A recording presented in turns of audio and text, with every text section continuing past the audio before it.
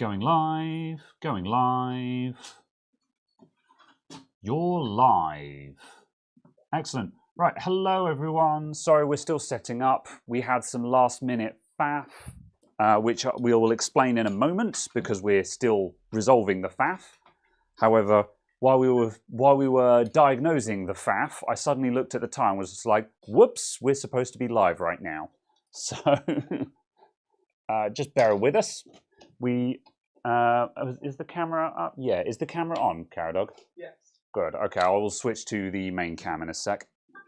Very well. As a special, as a special treat, I've charged the microphones, just so we don't have a repeat of last time. Hello. Yeah, I was very embarrassed about the things not being charged last time. Right, there were mistakes and things. Yeah. Take 1 week off and you forget how to do a live show. Oh, it's also. Oh yeah. Stress because the equipment isn't working. However, at least we've just figured out what's probably the issue. Yes. So, right, okay. There was a minor concern, a fractional thought that the 3090 died between my house and here. Yeah. It was certainly starting to look that way. The test bench setup we've got was just not behaving because we haven't even set up. We haven't done the prep to test, and we were going to do that before stream. But we've spent the half an hour we allocated for that just trying to get the damn thing to post, and that's why we're all faffing now. Anyway, yes. Hello everyone. So I will. Hang on a sec. I'm going to go over here. I'm going to get another PCI Express. Right. Okay, you were going to do that. Yeah. Please may you shuffle the PCI Express cables around because one of them's plugged into the wrong place then.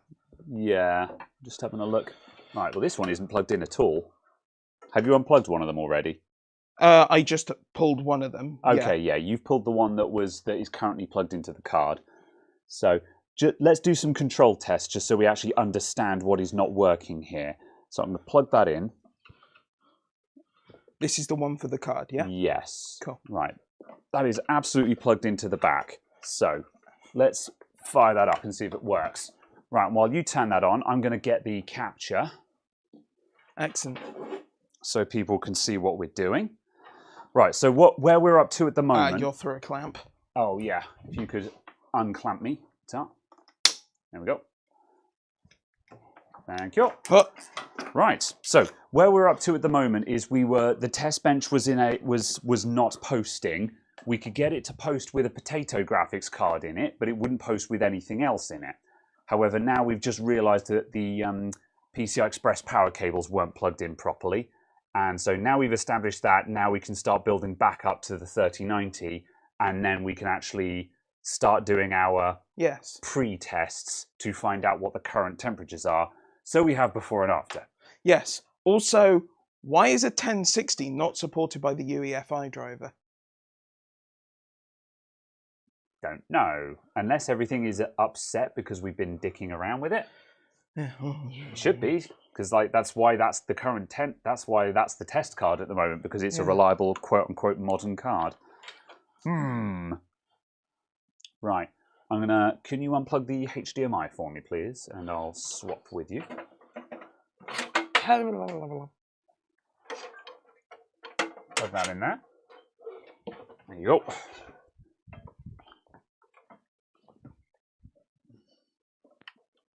Oops. Okay. No, you cannot. You cannot force that 8-pin into that 6-pin. Because there is actually a solid bit of plastic there. Yes. I was wondering if it was going to be the one that didn't have the solid bit of plastic on it. So you could put an 8-pin overhanging on the 6-pin. Yes. Because some of them let you do that. So I just wanted to test that worked. That's right, yeah. Does this guy not split then? Oh yeah, that's a solid 8-pin. Yeah. Interesting. So I expected it to be a testable. Okay, yeah. All right. Yeah, that's no big deal right now, is it? No. Fine. Okay. Right. Okay, right, let's see. I have not read the chat at all yet, people, so please bear with me. Hellos to anyone who has said hello. Hola. Right. And right, which test bench? So this test bench is a new one. Easy U3 by DMS Tech. That's all I know about it. So this was very generously sent in by Katrina. Thank you very much, Katrina. Katrina bought this and it was too big because it is quite a big boy. Like this is the size of a tower just on its side, and it was too big. She didn't like it. And when I said that I was looking for a test bench, she was just like, "Do you want this one?" I'm like, "Sure." And I didn't want something this big either. But now we've got it and we've started setting up on it. We're like, actually, this is good because we can store lots of bits and pieces in it. The fan span up on it that time. Yeah. There we go. And the light came on. Yeah. Okay. Good. Now we're cooking with gas. Can we get capture? Right. Let's see. XR1. I might need one more reset just because HDMI wasn't in. Where's the screw? I put it away. But, it's slightly in there. Yeah. But okay. Right. XR1. Reactivate. There you go. We've got output. Yeah. Haven't got capture though. XR1. That's because that's on the cam link for some reason. Am I being blind here? Is this all wrong? Is this entirely incorrect? Yes. There we go. All right. Okay. Good. Right. We have capture. Capture is a thing. I want to quickly check a DM that I had, just to check if I need to deal with this right now. Not right now, no. Good. Okay, I'll sort that out later. That will not go through that hole. Right. Okay. Where what is do you your need? Skinny. Oh yes. Stand by. Whoop. Thank you. Right. Okay. Let's see. Katrina, hello there. You've not installed the inspection card support bracket. No. So there is this is the PCI support bracket that would go on the back here. I've opted not to put it on there. Just well, originally I was going to leave it off because it looked cooler just to not have the bulk there. However, I realized when we started setting up that if you don't have it there, your graphics card is going to go and fall over.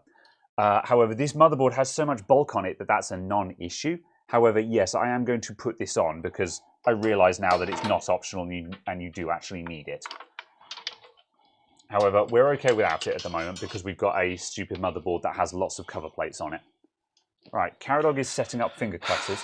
Oh, that's why you wanted it. All right. I now have a face fan. I was sitting here thinking, Caradog, do you really need a VRM fan for this setup? And Caradog's like, no, I just am too hot. Much better. Hold on. Do you actually want my rudimentary desk fan? If I do that... I'll show you how I've been beating the heat. Oh, no. This is my beat the heat setup. It's two fans bolted together with a 12-volt adapter going into them. It's remarkably effective. It's okay. I'm actually going to set this up. This is not the time for it. We've got more pressing matters at hand. Two-fan configuration. I need some holder screwdrivers. There we go. Oh, it's going to be great. You'll love it.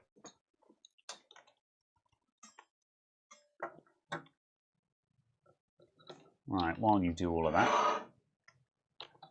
There you go.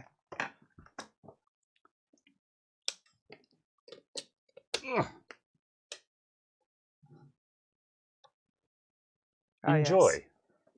There we go. There we go. Caradog has fabulous. Caradog is now actively cooled. He has multiple fans just pointing at his face. This is improved. It's amazing how as soon as a situation starts getting stressful, suddenly you're like, I'm too hot now. And then as soon as the stress goes away and you're like, now I'm not hot anymore. It's how it goes, isn't it? That's better. Oh good, we have boot. We have functioning. Excellent. Okay, right. So it's adjustable and can even test AT motherboards. Rad. Yeah, we were observing how there's lots of just holes everywhere to bolt stuff to. So that's a thing. Ta-da! Good. All right, so this has got Linux on it. Yes. So we're going to reformat this for Windows now. We're going to set up Windows Test Bench on it. which is just going to live permanently in this motherboard. Because this is the board that we're going to use for extreme overclocking moving forward. Because we're going to get back into extreme overclocking.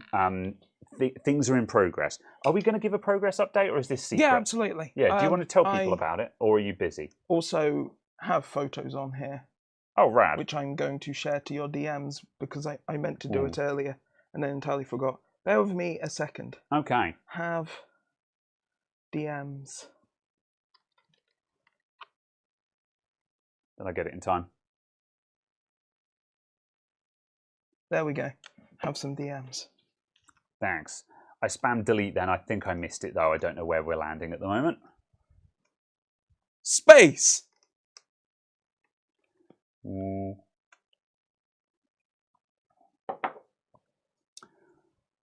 There you go. Retry. Oh, we don't have a reset down here. Really? I don't think so. It's all boot, retry, boot, and BIOS switch. Oh, okay. Interesting. Yeah. Haven't you got a reset on the back? No, there's a clear CMOS and a BIOS flashback. Flashback, yeah. Oh, yeah. Just very well then. Okay, good. Right, so I'm gonna. Okay, right. Well, while Caradog starts doing this, then I'll update people on the chiller. So, Caradog has had the broken chiller that was out of gas. Caradog has had that down at an acquaintance's place, and they are servicing it. So it needs. There's more to it than just regassing it. They're making some improvements and stuff. So to better the performance. So it's being regassed. They're going to fit new plumbing onto it as well, and they're looking to set it up so instead of having a motherboard separately, you can just bolt a motherboard to the top of it, and the chiller head will just be mounted, so it literally just goes straight onto the motherboard. So the whole thing will be a single test bench effectively. So this will make for an easier setup for when we're doing overclocking runs. So yeah, and fixed a leak. Yeah, has the leak been fixed? Because it was leaking oil. Not yet. Not yet. That's also in progress then. Yeah, so absolutely. I'm just going to grab these. I'm going to grab these DMs and see if I can get you guys some in progress pictures. Let's see. Caradog Brody. Aha, good. Right, let me grab some pictures while Caradog gets a Windows set up on the go. How do I open original? Wait, I want CSM off, yeah? CSM off, yeah. Cool. Yep. Secure boot. And I would, yeah. I want it set to Windows if my yeah. Well, yeah, Windows UEFI. That's really poorly worded. That's basically code for secure boot on. Yeah. And basically anything other than homebrew stuff supports secure boot these days. I think most, and unless I'm wrong, most Linux installs support secure boot these days as well. Basically all of them, as far as I'm yeah, aware. there's kind of no reason not to be secure booting. Right. There was certainly a point where it caused an issue with grub from memory. Hmm. Yeah. Okay, right, that'll do for that. Right, so then the... okay. Oh, there's only really one thing here. That it? Oh, there's more. Okay. Yes. I hadn't scrolled down far enough. I apologise. Ooh, that's a cool looking picture. That's got some regulators and stuff in it. That's got things. Yeah, stuff and things. I like things. Yeah. Oh, that's a better shot. Okay, let's go with that one. Go away. There we go. All right, that. All right. So from here, if I go show desktop, display capture. Nope, you guys are just getting a black screen from that. Let's switch back to here and let me just studio mode until I can show desktop again. Unless I can't desktop because, oh, that's bizarre. I can't show desktop because, oh my days. Okay, there's a, I'll have to actually capture the browser. Yeah, that's what I'll do. I can't display capture because I'm remoted into the computer, so there is no display. Ah! Chrome. Bam. Show. There we go. Now we're making progress. Reset transform. There. Right. Out of studio mode. Over to desktop. There we go. All right. So here's the chiller. So this is the chiller being regassed. So we've got a regulator and it's being regassed through the fill port there. Then over here, evaporator head being chopped off, so presumably a new one can be fitted? No, there's no issue with the evaporator head. Is it just... It's this silver tube, this braided tube, is the part that had the leak in it. And if you go back to the other photo... the first one. Oh, that's not it. We'll come back to that one in a moment. Here, the leak was there. Oh, interesting. The thing, yeah. So that's the joint, because there's a hard bit of tube that goes up to about here, and it was on that joint where it goes from the hard tube to the flexi tube that it's failed. And that would have been getting a lot of stress with where we were moving it around and stuff, wouldn't Yeah, exactly. it? Yeah, so that explains why it failed. Interesting. Also, a spider is now crawling out of the 3090. Okay. So that brings us on to the next part, which is the 3090. So this is a close-up picture of the 3090, and you can see all of the surface dust on everything. This is basically what we're looking to deal with today. Is there's just at a casual glance, it looks in pretty good nick, but when you actually look closely at it, you can see that it's just grubby all over. It's not very old, this card, but it's not been loved, and which is a bit of a shame for a £1,500 graphics card. That was probably worth more like $2,500 only 6 months ago. So yeah, it's just not very loved, and that's what we're looking to fix. So let's chop back to there. Hello again. So yes, good, right. So that's all of that stuff caught up on it. So yes. There we go. Katrina says, kind of hilarious. She sent me her test bench and now she's just using motherboard on a box. It kind of works, doesn't it? What are you looking for? A SATA cable. SATA cable. Yeah. SATA cable. Cool. Oh, so I thought you had seized control of the cable. Would you like a longer serial ATA cable? Or you... It will do. It will do. Very good. All right. Do something with the focus. Okay, yeah. Okay, apparently the focus is on the bench and not on us. Oh. I didn't really look. Yeah. I was grabbing a light and a microphone. We kind of set up in a hurry. We will fix the focus in just a moment. Oh, God. Just the SATA connector on this SSD is very, very broken. And it's at a bit of a weird angle at the moment. We're just like, we basically need it to work just this one time to save us downloading stuff. Right, do you want to fix the focus? And I'll get through Windows Setup. Yes. I also need to go onto a forum post and grab all of the ASUS tools. Fair enough. I will get us onto the Wi-Fi. No. What's happened is the camera has broken. Oh, I need to turn the camera off. Okay, is it done that thing? It's done that thing where it crashes. Nice, okay. Right, there's bench cam. It's not hot. Huh. I was wondering if it was hot. If it was temperature related. It does not appear to be. But yes, it's done that thing where it forgets that focusing is a thing. Yeah, interesting. Right, pardon this crazy camera angle. It's going to make more sense in a moment. All right, transform, flip 180. There we go.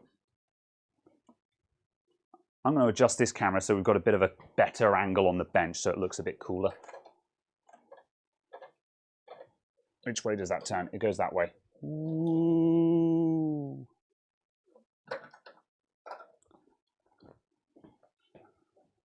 Fix it live. Scuff stream go.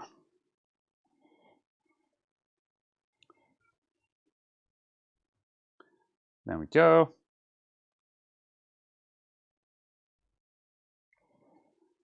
Right, the crash cam. Oh no. Okay, right. I'm going to start looking through the chat now. Let's see. Peak 3090s never really sold above 2K. Oh, interesting. Yeah. Yeah, in the UK, they kept Yeah. reasonably tight price by comparison. Hmm. Because I think I saw a couple from Scan doing about 2,200. Yeah. I think that's just because... are we back on the main cam? Yeah. I think Should be. Yeah. Hello. Yeah, there we go. We're in focus now. Yeah, I think that's also just because I think £2,000 was kind of the price ceiling, wasn't it? It was just like you had the mad lads out there that were willing to drop £2,000 on a graphics card, but any higher than that, and they were just like, no, that enough is enough. £2,000 for a graphics card is enough. Even I'm not doing that, you know. Isn't it an 8 or yeah? Oh, yeah. Ignore me. So yeah. Right. Actually, I was about to go, oh no, I need a password, so I have sudo and stuff. And I was like, this is Windows. Yeah. Never mind. Yeah. Oh, I've been having horror stories with bloody out of box experience this week, and I'm just... See how easy it is when it works. Yeah. I am 90% certain there's something wrong with that Windows install, though. Yeah. I won't go into the details because it's too complicated to explain it on camera. However, it's a matter of something really odd was going on, and that's why I was doing really janky workarounds. Because, like, if I saw someone else giving the advice that I was giving, I'd have been like, my dude, you're massively overcomplicating this. But you then see the starting point, you're just like... Yeah, and I'm like, there's no other way. We have to bypass OOBE, and as anyone who's tried to bypass out-of-box experience before will know, it's really fucking hard to bypass out-of-box experience. Anyway, especially when you're... I couldn't get... Especially when it's slightly broken. Yeah. I spent a day working on answer files, and not a single one of them worked. Bloody NT Lite crashed on me, so I never even got to try that. I will carry on working on that because I really want to understand how to use answer files properly. Oh, you plugged in a... Yes, I've plugged a Wi-Fi in. I presumed it picked up the onboard Wi-Fi. It might do. Well, it's got either or now. Yes. Would you like to download Armory Crate? Yeah. No!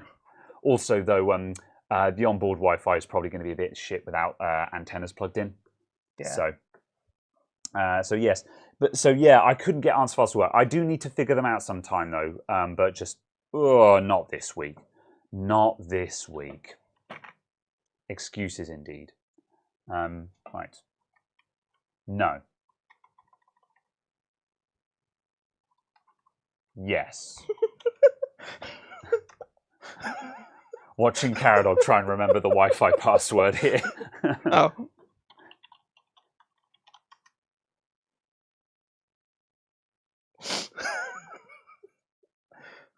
It's fine. It's fine. Hey, fine. There we go. It's all fine. Good. It's fine. Cool. Right. Let's see. There we go. Excellent. Right, looking through the thing. Right. Dutch Janos, does the 3090 have a 0 fan speed mode? I think it will do, but we probably won't get it. You need to be fairly... It's just the fact that the cable just came off in your hand. Out. Yes. Stay. Oh, okay. Just get what you need off of that thing. Oh my god. Okay. All right, I'm going to hold this. Oh, I didn't turn on hot swap, did I? Clearly. Yeah, give it a reboot. Let's see. Yeah, like based on the, I've had a 3070 Founders and I've got a 3080 Ti Founders, and those both have 0 fan speed mode. But the fan will only switch off when you're like sub 45 degrees kind of thing. And then it cuts in at about 55, 60 kind of thing. So you have to the graphics card needs to cool down to almost cold before the fans will actually switch off. So yeah, the default fan profile on these cards isn't great. I mean, it's completely functional, but like, they could have the fan turn off a bit earlier. But yeah, considering the fan won't switch off again until like 45 degrees, you're not going to get that unless you're actually sitting in a cold room. So, right, get it. Copying. Oh, I hate it when copy does that. Okay. Are we WinRAR? desktop. Oh, there are no files on desktop. Oh. Interesting. What's in here? Oh, I've got. Yeah, I think you were just doing it all off I've there. basically got everything then. Yeah. Fine. Cool. Cool. All right. Can I pull this out now? Yeah. Groovy. Huh. Goodbye, SSD. Yeah. I was tempted to take this apart and I was tempted to yeah. Yes. Build a bigger buggy. I was tempted to take this SSD apart and see if I could resolder the connector down, but I'm fairly certain it will have torn the pads and like the actual plastic is breaking up and just don't. We've got so many spare SSDs lying around at the moment, so it's just like ones that are good enough, but like they're not good SSDs. Yeah, they're not good enough for me to actually put in customer computers. Yeah, but they're perfectly good for testing. So, all right, so let's switch out of there. So have you got a specific version of Benchmade specifically for this motherboard now? No. Oh, okay. No. It's just the standard. It's just the standard one that was already on the SSD. I just wanted to grab it and install it. Yeah. I need to grab the new Turbo V-Core and stuff like that. Yeah. But I have. Actually, let's swap sides so you're sitting in front of the monitor because you're driving at the moment. Ah! You already have a stool. Never mind. As a special treat, I'll angle a fan toward you. Ah! Fabulous. Do it. Fix the damn SSD on a video. No, do not. Oh. I promise nothing. I'll think about it. Big blob of hot snot cures all. It probably would, to be honest. But the other thing as well is what we don't want is an SSD that we've got to hold in the right position halfway through a live stream, because otherwise it keeps crashing. So it's kind of a case of if it's not... I mean, I suppose I could have a look at it. I'll think about it. Yeah, we shall consider it. Cider when? Cider soon. Yeah, I did spot Caradog pull out another cider there. I was gifted a cider by a customer this week. So I already had one lined up, and I was going to buy an extra one, but I forgot. However, thankfully, Caradog has come through. Illuminating the future of graphics. Where's drivers gone? There's drivers. So I will do it indeed. It is content. This is true. And to be honest, it's valid content as well, because we're not the first people to break the connector on a SATA SSD. So, you know. Yeah. It's actually probably like I worth... did on that 8TB hard drive as well. Yes. So it's probably actually worth just taking it apart and just showing people, you know, look, if you've encountered this situation, this is what you could do, kind of thing. Not because, like, I think it's a jank repair and I wouldn't rely on it, but for people who've actually just done that to a nice SSD, it's probably worth showing people what the options are and what, you know, and just say, you know, this isn't going to be perfect, but you can do this, you can make good. Yeah. Plus, also, it might be worth doing just purely for data recovery, if nothing else. So yes, yeah, I'll have a look at that. When a customer gifts a cider, they know they watch the streams. No, this was from a regular customer who just always brings a gift when she comes in to ask for advice, because 9 times out of most of our interactions have been over-the-counter repairs. So now she'll just bring in a pack of biscuits or a bottle of cider or something like that. She lovely old Chinese lady. She comes in, she goes, "Oh, doctor, I need help with my laptop." And she always calls me doctor. And every time I'm just like, I'm not a doctor, I'm just a technician, kind of thing.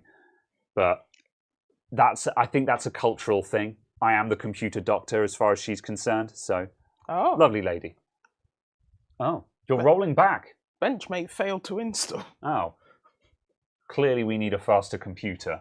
So, didn't meet the minimum requirements. I have DM'd you a link to a tweet, to a forum page. Okay. Please may you download the software from the link in the tweet to the forum to the link of the softwares.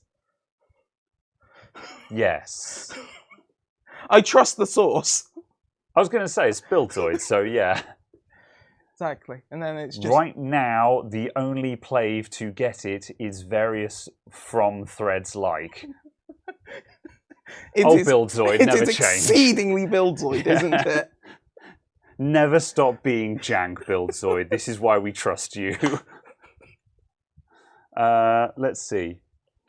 I'm downloading a thing. Near the bottom, there should be links to like Turbo VCore and all of that stuff. And I think they're more current versions than I've got. Right, we've got Work Tool ADL, Turbo V Core, NEM Tweak Kit, and ROG True Voltition. Yeah, do you just want grab all of them? All of them, yep, all right. Because at the very least, I want them on an SSD somewhere. Yeah. Just so I go, ah, yes, these things. Yeah. Is it a newer version of Turbo VCore? Because the one we've got is 110.12. This is 110.19. So yes, slightly newer. Fabulous. I do not want GeForce experience. I do not wish to experience the GeForce. Your file is being downloaded. Excellent. Turbo VCore. Good. Download.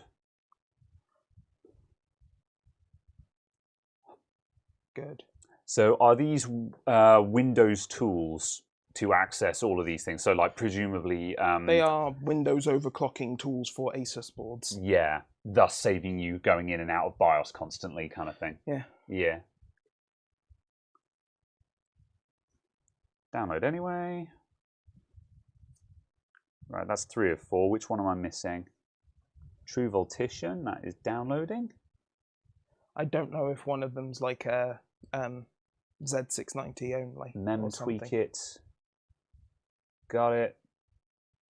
Turbo VCore. Got it. That's 4 of 4. Good. Sweet. Right. What happened to the chat window? There we go. Oh yeah, this is... Put that up on 70. Graham is Dr. Nick. Yeah. Dr. Adamant sounds like an anime name. I like that. I'd accept that. That's the only funny Adamant joke there is at the moment. Right, let's copy those to a flash drive. What is in folder Asus? Ah. Something called AXSP. I don't know what that is. Where's this flash drive gone? It's just died. Plug it in the other side.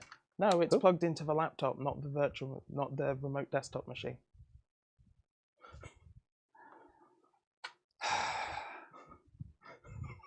Size into 1983, specifically. All the time, right here. Fabulous. Fabulous. All right, that's copying. There we go. Did I install Heaven? Right. I did. Apparently we don't use NV Clean install for a cleaner graphics driver install, I guess. Yeah, no. I don't think that's really necessary unless you actually need to clean the drivers. Like, Extreme. Yeah. Yeah, whenever people... It's kind of like using a display driver uninstaller and stuff like that. You don't need to do that unless you have a problem with the drivers. Like if one of the drivers has actually scuffed up and will not, and you've got files that won't replace and it's causing problems, then sure. But yeah, it's not necessary unless you're actually having problems. So yeah, I don't think it's necessary. Right, let's see. That's that. I just need to eject that now. Eject flash drive. NV Clean install installs only the driver and not LAA. Well, presumably you do actually want the NVIDIA control panel. That comes from the Microsoft Store now. Oh, does it? Yeah. Interesting. Also. Yes, Heaven has sound. I'm just going to check if that's being captured because we probably don't want it to be captured. No, good. Everything is muted. For once, I've remembered to mute everything. There we go. There are the GPU temperatures. Cool. We'll give that a sec to just come up to temperature because yeah, we obviously want to burn it in first. All of the unnecessary gump. Like what? What else is there other than the NVIDIA control panel? And obviously, we're not installing GeForce Experience. We're not that daft. Also, a case of I don't want to confound variables. I want a setup that I know works, and then I can go and modify from there. Yeah. If that makes sense, because if this is my first foray into overclocking on this board and stuff like that, yeah, I want everything to function as I think it should. I want the buttons to be the buttons I'm expecting. Yeah, I suppose so, because also and then once I've got used to this stuff, then I can go, right, how do I tweak the OS? Yeah, I suppose. And then at that point you can be like, okay, well, let's try NV clean install and find out if that actually makes a difference or not. Yeah, let's see what it does to this setup. Let's see to the Yeah, that's fair. Telemetry. Well, GeForce Experience, you don't install that. Don't ever install GeForce Experience. You never do that. But also, oh no, telemetry, the thing that makes drivers better. Yeah. And plus, the thing that fixes crashing. And yeah, I suppose there's going to be some telemetry in the drivers, yeah. Yeah, I mean, of course there is. Yeah, well, for an overclocking bench, you wouldn't want telemetry running. For a home PC, it's just like, just let them get their telemetry, man. It's really not hurting anything. But I don't know. Yeah, I don't know. I don't think it's going to make a mind-blowing difference. I think that's why I'm resistant to a lot of this. It's the same reason why I still think de-bloating is just generally not worth the trouble, because I really don't believe it makes a difference. Yeah, it'd be something. That's why I'm so resistant to it. Yeah. It's like it sounds like I'm trying to shit on it for no reason, and that's why I'm like, why am I resistant to this idea of a clean install of drivers? And I think the reason for that is I just don't think it's necessary. I don't think it actually matters. It's also a case of, obviously, though, this will be a good thing to actually test on. Yeah, I'm very interested in actually putting that to the test, because if I'm wrong, then so be it. That spider is going to have a bad time if it wanders into the fan. So yeah, why not install GeForce? GeForce Experience is riddled with telemetry and monitoring and it's not bloat. even that. It's just the fact of it doesn't do anything useful. Yeah, it doesn't. I've never seen it actually keep your drivers up to date properly. It's supposed to be able to load settings presets for games, but like games are pretty good at doing that themselves anyway. Also, I change them all anyway. Yeah. So for me, certainly, it's zero benefit. And if you actually want to tune any settings with regards to your graphics card, you do that from the NVIDIA control panel anyway, not GeForce Experience. Yeah. And if you want to overclock, you don't do that in GeForce Experience either. So it's a case of GeForce Experience literally serves no purpose other than to throw up 100C on memory junction. There we go, yeah. The only thing GeForce Experience does, in my experience, is throw up notifications all the time. So that's actually trash. So, yeah. But, yeah, I don't know. Oh, interesting. We hear music, albeit muffled. It'll be coming from I was going to say, monitor. it must be mic bleed through, yeah, because it's coming on. I will just do... Yeah, just mute the computer. Yeah. Shh. I'm surprised that's coming through to the mics, because that's really quiet. I'm impressed that NVIDIA is giving you this level of rail readout. Yeah. Hang on a sec. What's this spammer that you guys are talking about? I literally don't see spam. I'm not seeing that in my... Oh, that's because I'm on top chat. Okay, hang on a sec. Live chat. Okay, there we go. There we go, Chris. Excellent. Yep. Thanks for sorting that, Chris. Yep.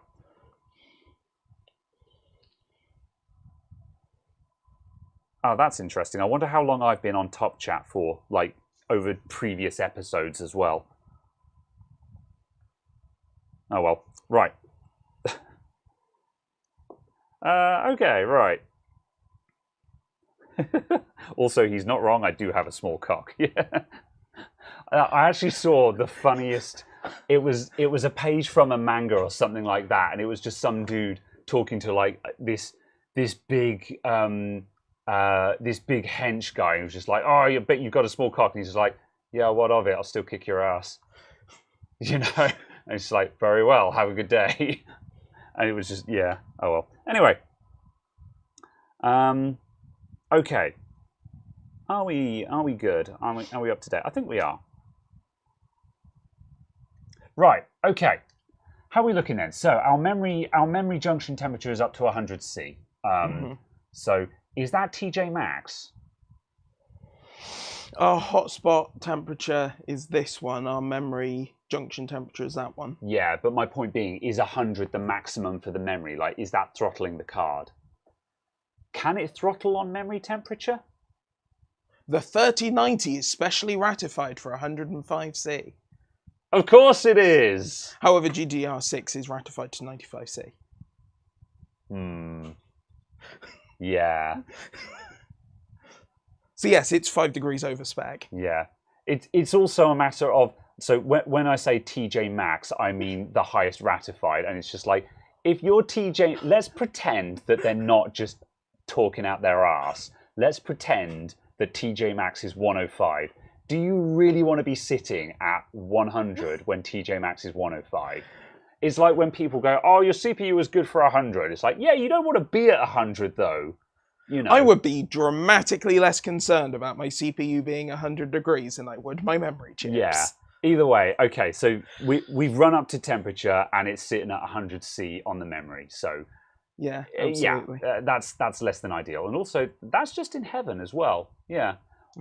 So clearly heaven can actually still thrash this card. I'm surprised. Apparently 35% memory controller load, whatever metric that uses. Yeah. I figured we'd have to pull out superposition or something like that for this. Yeah. So yeah. All right. Cool. Well, that being the case then, oh yeah, that's a good idea. Get a screen cap. Windows snap. Yeah. So that being the case, should we shut this down and start taking this graphics card to bits now? Save. No, that's not desktop. That's desktop. B4. 100C on the memory is not horrible for a 3090. Don't think you're stressing it fully. You've seen them hit 120. Ooh. Yeah. The UK reached TJ Max a few days ago.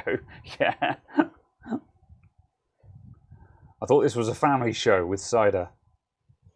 But it's also a case of the metric as well is going to be fan percentage. Yeah. Because we're at like 48, 49%. Yeah. Even if we're at the same temperatures at 40%. Yeah. Because the won because I can just manually go 50% fans. Yeah. And then save temperature. Because the core temperature's only sitting at the high, mid 60s if we're generous. 80s.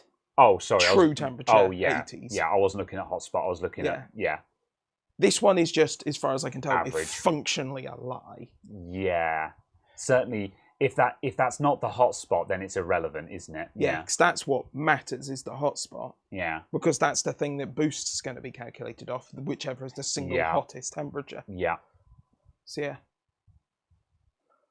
Cool. All right, let's shut it down, because also we need this thing to cool off as well.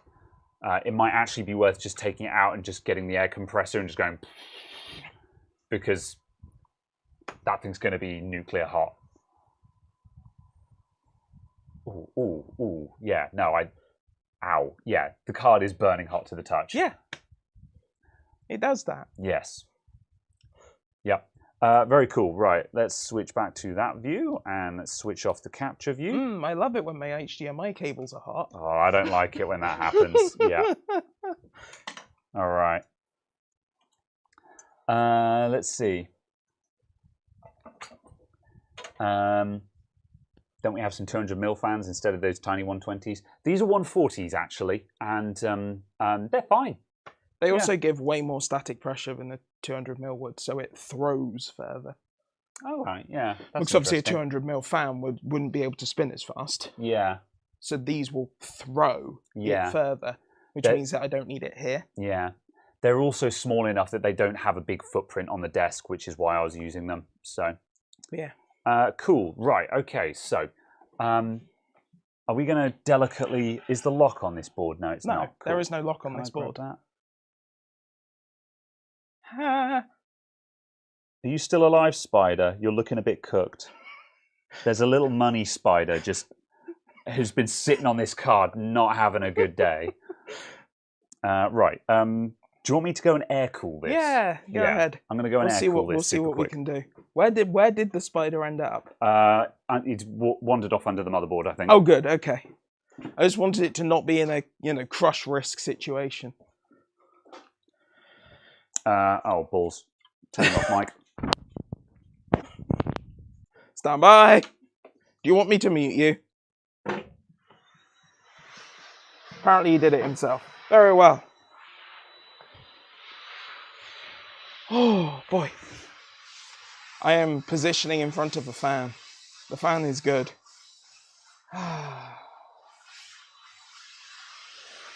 Very good. Right. No, I am pleased.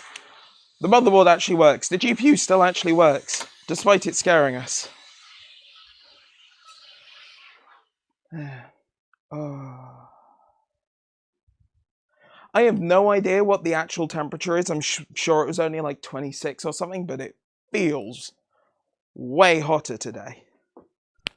Also, have you had the Amazon Man? Yes, the Amazon Man has been, so we have a choice. Fabulous. Right. May I also have a small magnet? You may. I've got a better magnet than that. Oh, okay. Just got to clear a magnet. I must remove all of the screws from my bench. Indeed. Right, there's that. Excellent. Yeah, so a quick blow with one of the dry air blowers out there has taken a lot of heat out of the graphics card. It's still warm to the touch, but it doesn't burn your hand when you touch it now, so... Oh no. Are they wrong? These aren't the ones I ordered. Oh, that's unfortunate. It's a good thing we've got spares then, isn't it? Yeah, because these are 120 by 20, and I ordered 120 by 120. Yeah. That was a near miss, because when those ones showed up, I was just like, oh, that's a shame Winston wasted his time. However, It looks like, after all... Apparently, with a magnet, you can remove these. I have heard the same, yeah.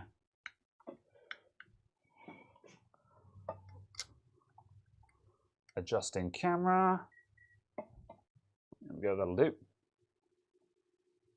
Okay, right. However, I feel like we're actually going to spudder it. Yeah, because this is not doing it. I'll grab you some extra tools. So, get you that, get you that. No. Or a cocktail stick covered in glue. Right. That is some tools. I think the Stanley blade. I've got something sharper than Stanley. I've got the scalp. Well, there's the craft knife in case that you need it, because that looks like a real close fit. I think the Stanley blade will get into the bottom of that. Right. That. And where's my number one wearer? I'm not sure. Have you got the... There it is. There's the number one wearer. Good. So there's that. Right. That should be a decent amount of tools to get started with. I'm going to put this thing on the floor. It's a T-star. All right. I'm going to stand in front of the camera for a sec.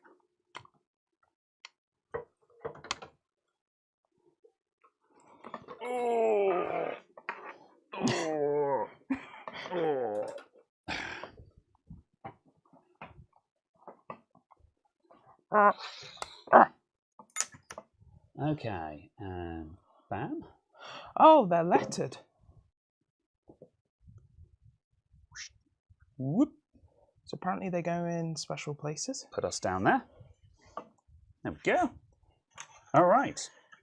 Sticky tape, not magnet. Oh, that's a good idea. Yeah. How many of you? Yeah. Are you winning though? Mostly. Yeah, that's doing good enough, isn't it? There we go. Right, let's see. There you go. Yeah, sticky tape would have been better. Doesn't matter. we're progressing now. Can't see you standing in front of the camera. Oh, yes, of course. Never mind. Or blue tack. Yeah, blue tack could probably do it as well. Saw a US YouTuber complain about high electric bills. He was using 59 kilowatt hours a day. Bloody hell. That is significant. Yes. It's not. I mean, that's not megabucks. Well, no, that's megabucks, but that's not like a ridiculous amount. 12. I mean, if you had a 2 kilowatt electric heater on for 12 hours of the day, that would be 24 kilowatt hours. The base load for most large houses is about 1.5 kilowatt hours per hour. Yeah. So yeah, well, even then, that would only be 12 kilowatt hours. But well, but that's that'd be a like 20. base load. That's just kind of the house existing load kind of thing. Interesting. So yeah, it's actually quite high. Yeah. I also probably should have looked up how you take these apart beforehand. You're joking. I assumed you'd done the vaguest modicum of research. No. Oh no. I looked ages ago. Caradog. Also, I just want to point it out, just because it blew my mind when Caradog actually walked in with this. But if you guys have never seen a 3090 FE IRL, these things are massive. Like, I could not wrap my head around how enormous this thing is. This, for reference, this will not fit in the Corsair 220T. And I don't just mean with a front mount radiator, just full stop. It does not fit. It's that big. It's just, I could not, it boggled my mind when I saw this thing. I was like, oh my God, it's literally a breeze block. So yeah. I require one of them. Oh, Torx. That looks like T5. And then I require a bigger one for the end. Okay. Maybe a... Right, there's a T5 and a T6. Yes, T5. Yep, cool. All right, and you can use those in the Wizzy Boy. And I need a size larger, I think. Then. Okay, that's the T6. T6 is going out. I'm coming out. I want the water now. And there's a manual T8. Whee! All right. I half felt like those were going to be captive for a second. All right, Gamers Nexus video for the teardown. Yeah, we'll... Legitimately, that's the only teardown I've seen. Yeah. And I only saw that at launch, so it's been 2 years. I watched a teardown on one of these a while back as well, and I seem to remember that once you know that those screw covers and this angle bit comes off, the rest of it is fairly common sense. It's just knowing how to actually get started. I say, as I think we probably immediately run into a brick wall. Please, can you flip the camera? Yeah, sure thing. I will do that now because we are coming in at a weird angle. Let's go transform. And I'm going to adjust the camera so we're a bit more on shot. Can it come this way? It sure can. That's what cool.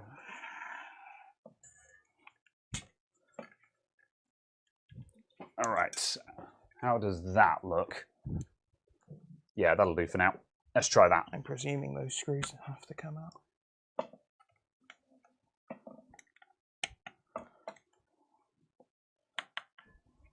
Freehanding this at the moment. It's terrible. There we go. That looks like a good shot. All right. But the writing is upside down now. Yeah, you'll have to deal with that.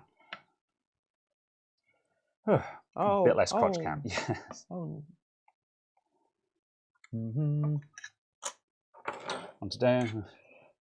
On today's episode of Adamant IT, how to return a GPU on eBay, blaming the seller for you taking it apart and cocking it up. Was this sold as working condition? Yes. Yeah. It was the one I specifically asked about on like Thursday last week. Yeah. 2 weeks ago. Yeah, because you've been threatening to buy this card for a couple of weeks and then you finally took the plunge on it. I'm surprised it hung around for that long. Because it was very well priced. there we go. Yeah, very well. That was very unceremonious, wasn't it? That is a lot of 470 caps. Yeah. 470, 470, 470, 470, 470. They're all 470, then these are 220s. Good lord. That's an attempt to control the transients. Yeah. This is the thing. Like when Gamers Nexus talk about the issue with power supply with graphics card transients, you know, like it's very easy to be like, well, you know, the it's up to the GPU manufacturers to stick more capacitance on the cards, but like, look at how much there already is, and like. The only other thing I can see them doing is Token Caps Mark II Electric Boogaloo, and we all know how well that went last time. Ask Postal about his tokens. Transient hobos, stick a cardboard box in it. I'm trying to work out what that pad is for. It looks like it's for that. Oh. And for no only stuff? that. Oh. It might be the diode that's above those two caps. It's probably for the diode, because diodes drop some. Because diodes drop a little bit of voltage, they will generate heat. So yeah, it's probably because that looks like a diode without me getting in with my eyeball. Yeah, but the impression on the pad is 2 capacitors. Yeah, but I think that's just because it's not very well lined up. Yeah. Like the capacitors are not generating heat. No. Or if they are, I'd be very worried. Amazed by the overspray. From the spray paint. Yeah. Yeah. But also the fact that there is literally no cooling on the back of this, is there? No, like this actual plate as well, that's a lot thinner and lighter than I thought it would be. I thought this would actually be a plate of metal. Yeah. But I also thought that it actually had thermal contact into this. Yeah. Yeah, like that's not far off a passive. Like really, if you're not water blocking these or something like that, I'm almost tempted to say it would be worth like hot rodding a heatsink onto the back of this or something like that. Like get a couple of M.2 heat sinks on the back of it. Well, it's almost like you'd be better off just getting the M.2 heat sinks and just sticking them here. Maybe. I mean, you'd have to cool the other auxiliary stuff back there as well. I would probably heatsink the back plate just to add, because if you stick a couple of heat sinks on that, you could then mount.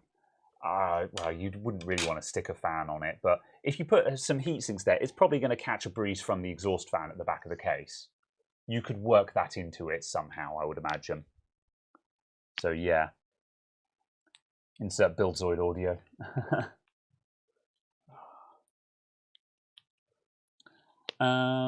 That's a lot of glue. Okay.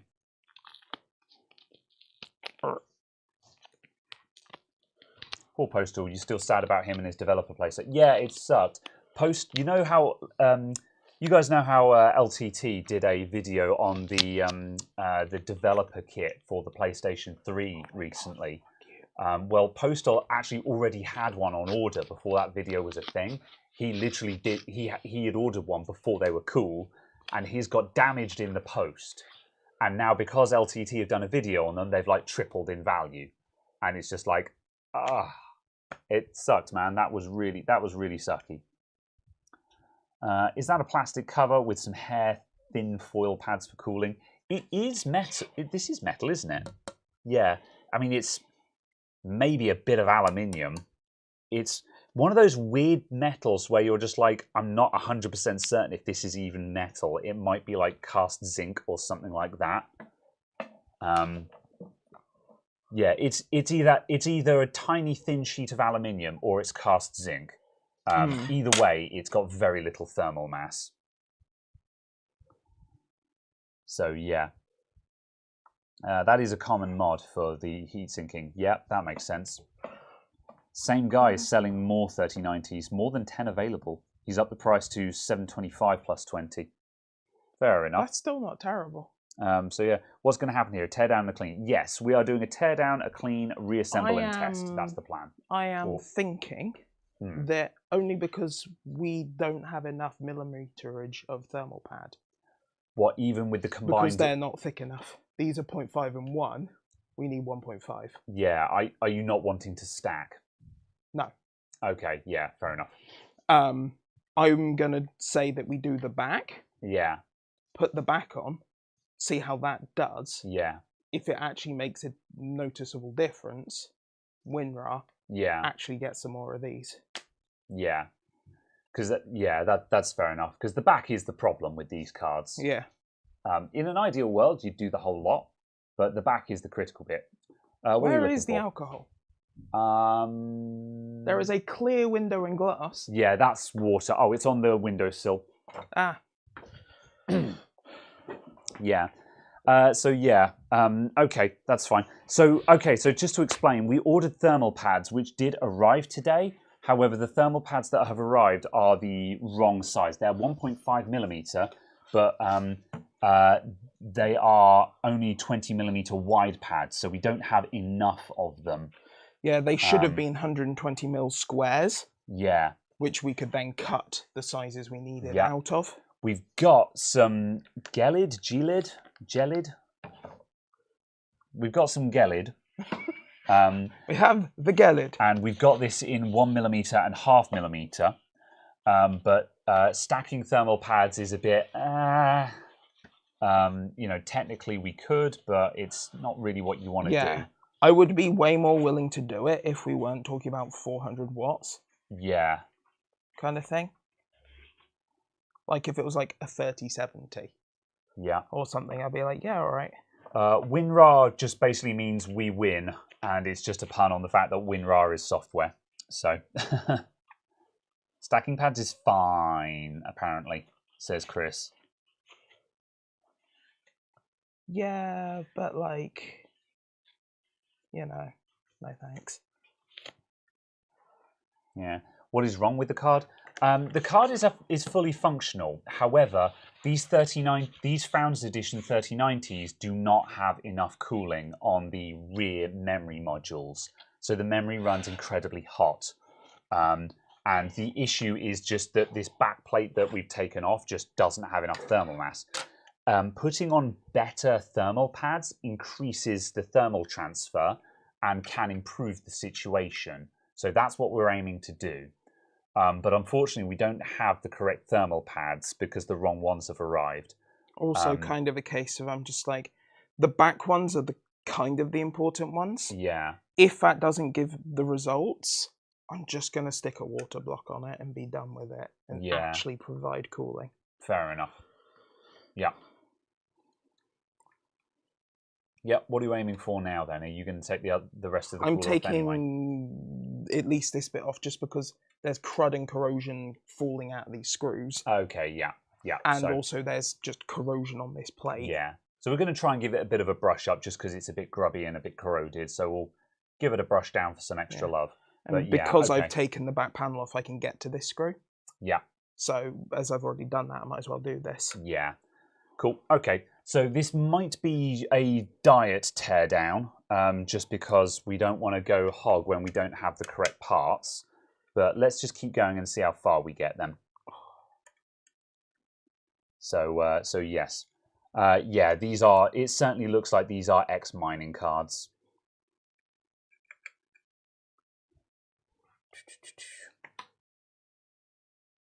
Oops.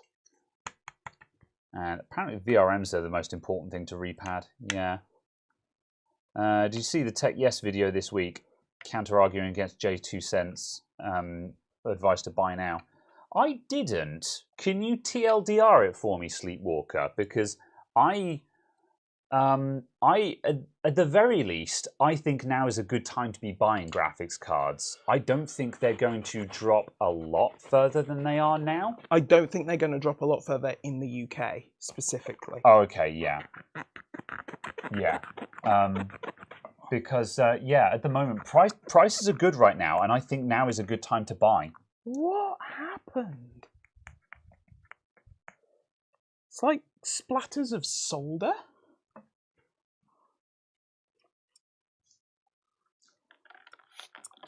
Don't know. Yeah. Just looking at it going, how? How do you do this? You can get front and back water block for the 3090. Absolutely. Yeah, and absolutely. That's the ideal solution. But yeah, we would just. I think in this instance, I mean, what are your plans for this card? Are you actually going to run? Yeah, you kind of just sort of picked it up because you could. But yeah, because your main computer, you've got a Palette 3090 in it. Yeah, I might swap that for this if I water block this. Yeah, if you water blocked this, that would be the sensible thing to do.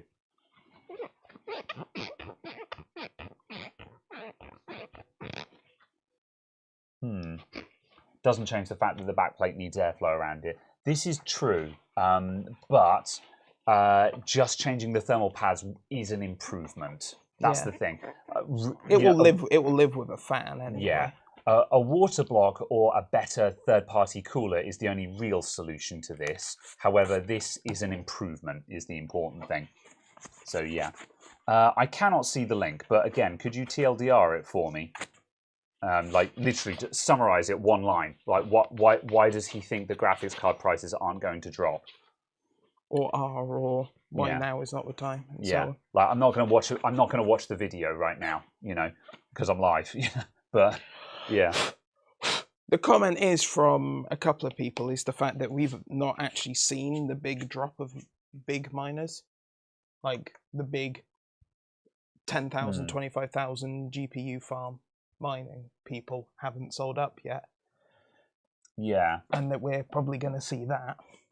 Oh, do you reckon? Yeah, so when that happens, that's going to tank the prices further. Well, presumably they're going to trickle out their cards in drips and drabs to stop a market crash, because they would lose a significant amount of money if they crashed the market. More. Yeah, absolutely. And like they're not stupid; they know this. Yeah. So surely they're going to be selling their cards in bits and in dribs and drabs, presumably, to avoid crashing the market. But obviously, if there's 150 people doing that, even 150 people listing a single card, yeah, it's still going to drop it a bit. Yeah, it could be. So it's a case of, if we truly haven't seen that yet, then yeah, maybe that. Big miners are in China, so surely they're selling to China. Possibly. But also a case of, apparently, based off of obviously the products that get launched as China-only products, they're always the really cut-down ones. Yeah. Yeah. Don't know that. So from the little I would assume that there is way less top-end purchasing in China. Yeah, Tech Yes thinks it's not a good time and opposes Jay, but he's in a completely different market. Yeah. Yeah. Yeah. Australia is a very different market just because different continent. So. And access to Asia. Yeah. Man, that access to Asia, the fact that you can get shipped stuff from AliExpress for free. Yeah. In like 90% of cases. Yeah. The fact that you get warranty from manufacturers selling on AliExpress. That's a good point. What thickness is needed? 1.5. So 1.5 millimeter is 1.5 mil is the thickness you need on this card.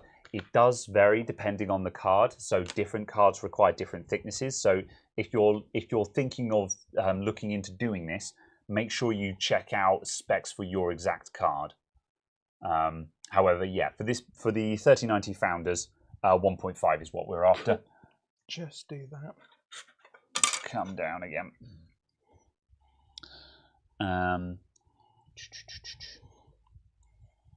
It's now illegal to mine in China. I think it has been for a while, but I'm sure there's people doing it.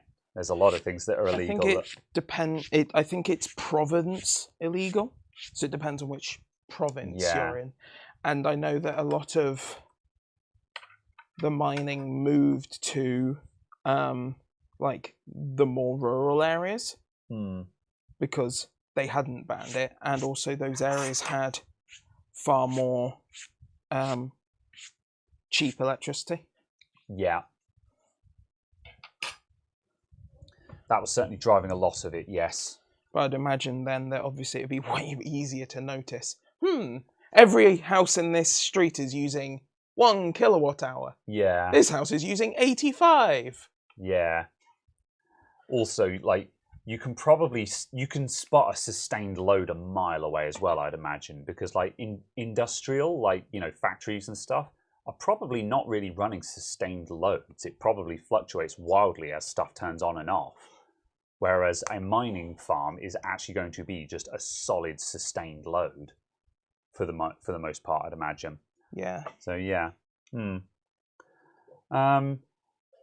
Yeah. Right. Fair enough. Quentin asks, what do we think of Intel's new GPUs? So the A320. I think we have different opinions on them. Well, no, I like, because we've spoken about this briefly, and the A320, as you say, A380, yeah. Oh, the ones that have been reviewed by GN yes, were the A380. Yeah, the A380 does exactly what it set out to do, and I agree with that statement. I just don't think that objective is particularly interesting, so I don't care. It is interesting that they have successfully made a GPU to spec, though. Mostly. Yeah. The A7. What's the A7 series? Because Jim says the top-end ones. Yeah, but Jim says A750, but I thought it was the 770. There should be an A750 and an A7. Yeah. 60 and an A770. Okay, yeah. We haven't had numbers on the A7 series ones yet, have we? Because the mainstream YouTube channels have videos on, because they had the chap from Intel who did a tour and went on all the channels, and spoke at length about the architecture and stuff. And that was very interesting from an architectural standpoint. But I was a bit disappointed that, unless I'm mistaken, and I didn't watch all the videos, that none of the videos actually had any benchmarks or numbers for the higher end card in it. No, because it has not launched yet. Yeah, so, and I was a bit disosappointed by that. But at the same time, it's not launched yet. Yeah, because it's not launched. So yeah, it's so kind of. Yeah, that either way though, that puts us in a state of I don't have an opinion on the the A770. I don't have an opinion on the A770 because I don't know what it performs like yet. If it actually goes if it goes toe to toe with a equivalent graphics card, then I will be like, cool, good. We have a competitor. Yeah, it is not going to. Well, it doesn't have to. Okay, when I say goes toe to toe, it is going to be. It needs to be in the same division. It's going to doesn't be have to win. Really bad. Yeah, and we know it's going to be really bad because first-gen graphics are hard. Yeah, because there's a bajillion combinations out there of stuff. All it needs to do is is demonstrate that it can be somewhat consistent. Yeah, and it will have won effectively. Yeah. I think what I mean by that as well is like there's two ways of being bad. There is bad as in there's zero reason to buy this card because the equivalent AMD card is faster and cheaper. But then there is also a matter of this card costs as much as a 3080 and is only competing with a 3060, in which case it's just there was no point in even releasing this card. You just didn't. There was just no point. Yeah. You know, no one is going to buy this card. You know, that's the thing. That if it is priced like a 3080 but performs like a 3070, then it's a case of, all right, well, that's not a great card. However, at least it can go toe to toe with a 3070. That's still not how, you know. Yeah. That is a functional card. That's the thing here. That's what I'm looking for. I'm not expecting it to be competitive. It just needs to justify its existence, though. Yeah. That's the thing. I am presuming that the, whatever it's called, A770. Yeah. Oh, yeah. Ha! I just realised why I was tripping myself up with the names previously, because I stuck an extra number in there and was confusing myself because I was calling them the A7370. Ah, yes. And I was like, that's definitely why you're confused. Yes. but the A770, I think is going to perform about the same as a 3060 Ti. Yeah. If you use the spudger, it makes it easy to pick those up, by the way. There you go. Yeah. So yeah, and also, yes, their DX11 performance is trash. Yeah, I have mixed opinions about that. That is an unfortunate sacrifice, but Intel have clearly made a tactical decision to just abandon DX11 and focus on DX12, and that was a strategic choice, and I think they made the right choice because at the end of the day, only old stuff is running DX11 and older, and you're not really going to care about performance in old games like that. The problem is, though, it's like it's kind of, it performs badly in the sense of unusable. It's like, ah, yes, this GPU gets 27 FPS. The 6400 XT gets 65. Yeah. And it's like more than double the performance from a 6400 XT. This is true. I guess it depends. You're heading out, Chris. Yeah, no problem. Thanks for letting me know. Yeah, I don't know. I guess it's as far as I'm concerned, it begs the question: what is still using DX11 that actually matters? And a lot of stuff. Yeah, but also a case that's of an open-ended question, not a challenge. But also a case of just kind of the fact of that also means that DX10 and DX9 performance is bad. Yeah. So that means that now you buy this graphics card and you can only play games that launched 2022 or later. True. Although so DX12 has been around for a while, though, hasn't it? Sure. Lots of things run DX12. But as an extreme example, that's like, well, for games that we play, can no longer play Sins. Yeah, that's a good point. Yeah. And whilst that's not a blockbuster played by millions game, that's still a game that's getting current updates. Yeah, and I get this is again where it's going to matter how the A770 ends up landing, because for the A320 this is a problem, because that means that the A320 now can't play basic strategy games like Sins of a Solar Empire kind of thing without it being less than 30 FPS, which is not viable.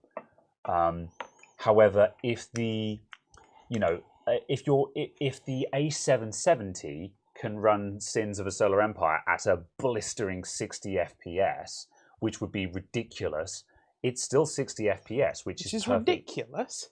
Yeah, because it should run it at 300. Oh, I see. Yeah, that's it. Okay, that's fine. That's my point. A high-end graphics card should be running these games at hundreds of FPS. Yeah. But also, old games, you don't even expect them to have high refresh rate support.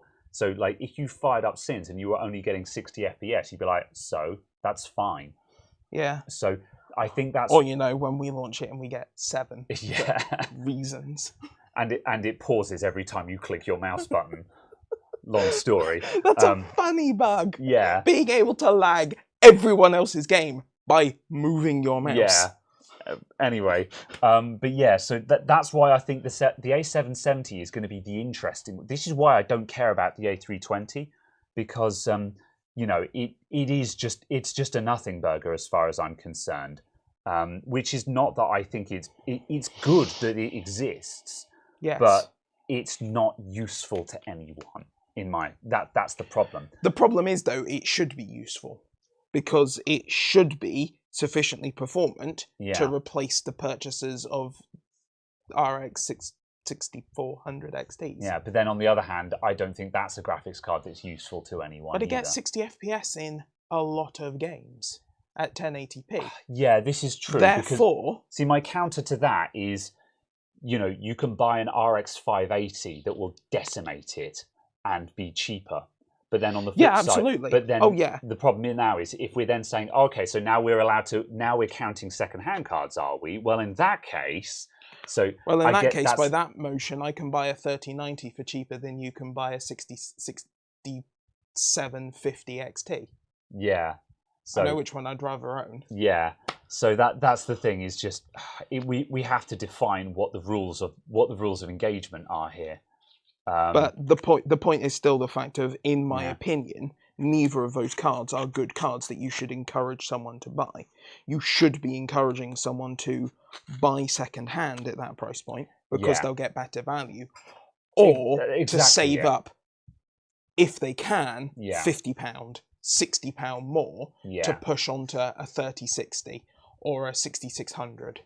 So I think where this is going to land Because is, I think these A320, I think these A380s are, bloody hell, what is it? Is it Do you mean the A380 or the A770?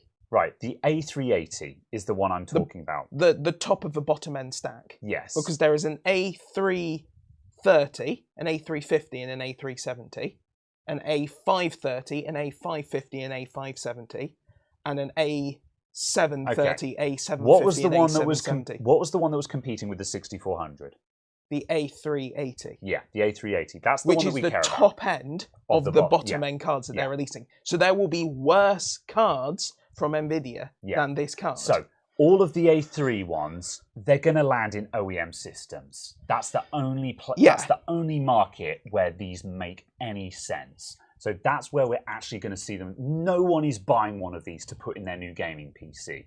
Hopefully. Yeah, or they shouldn't anyway. So the question now is, it's a matter of, so what we're expecting is, we're expecting these to show up in OEM PCs. So if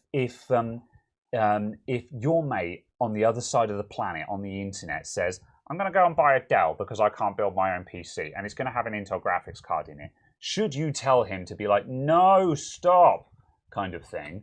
Or is it going to be fine? You know, and I think that's the issue, is... What are we defining as fine? Because, it's a case of, if they're spending £2,000 on that computer. No, yeah. If they're spending if they're spending £400 equivalent, we're assuming a reasonable price point here. It's a question on, is it sufficiently functional that that computer is viable as a gaming computer? And that's the thing. I think the A3 series graphics cards, they're going to land in OEM, and they're basically going to be multimedia Are you? Do you mind? They're going to be multimedia graphics cards, where it's going to be, I guess it can do Minecraft, probably. I don't know what API Minecraft is on these days. That's a good point, DX12. Actually. DX12. Bedrock's on DX12. Okay, that's good. It supports ray tracing. Yeah. That's not straight. Yeah. Oh my goodness. I don't know where I'm going. This is why I don't care about the A3, because I can't think of a use case for it other than to be a multimedia card in an OEM system. Yeah, as a multimedia card, yeah, it's really good. Yeah. And because it's got a whole bunch of hardware encoders on there that we've not had on GPUs before. Yeah, so it basically means that it will be able to drive high DPI, like 4K monitors without any problems. Yeah, and it's got AV1 hardware decode support and stuff like that. Yeah. And I'm just like, ooh. Yeah. Good, so for a high-end office PC, that's where it's going to actually make sense. But again, this is why I want to see numbers for the A770. Because the A770, that's the one that anyone is actually going to care about. Because that's the only one that has a chance of making sense as a graphics card that we might be interested in buying. Sleepwalker says, was that your back? No. How very dare you?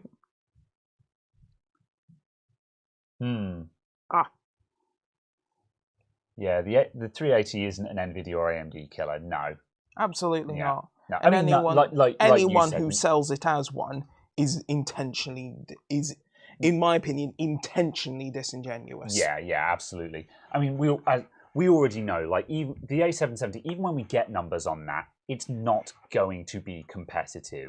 Yeah, but if it matches a 3060, I will be super pleased, because the 3060, I think, is NVIDIA's best-selling card. Yeah. Or, sorry, the 60 series is the best-selling series of card. Yeah. So if we have a new competitor in that area, the market wins. Yeah. So it means there'll be a new competitor, and I don't know. Maybe they'll come out. The price is not going to be great, but then maybe give it a year Well, or so. I don't know. Maybe they're just going to fire sale them because they know they're not competitive. Fucking use the spudger. I keep telling you this. Fucking.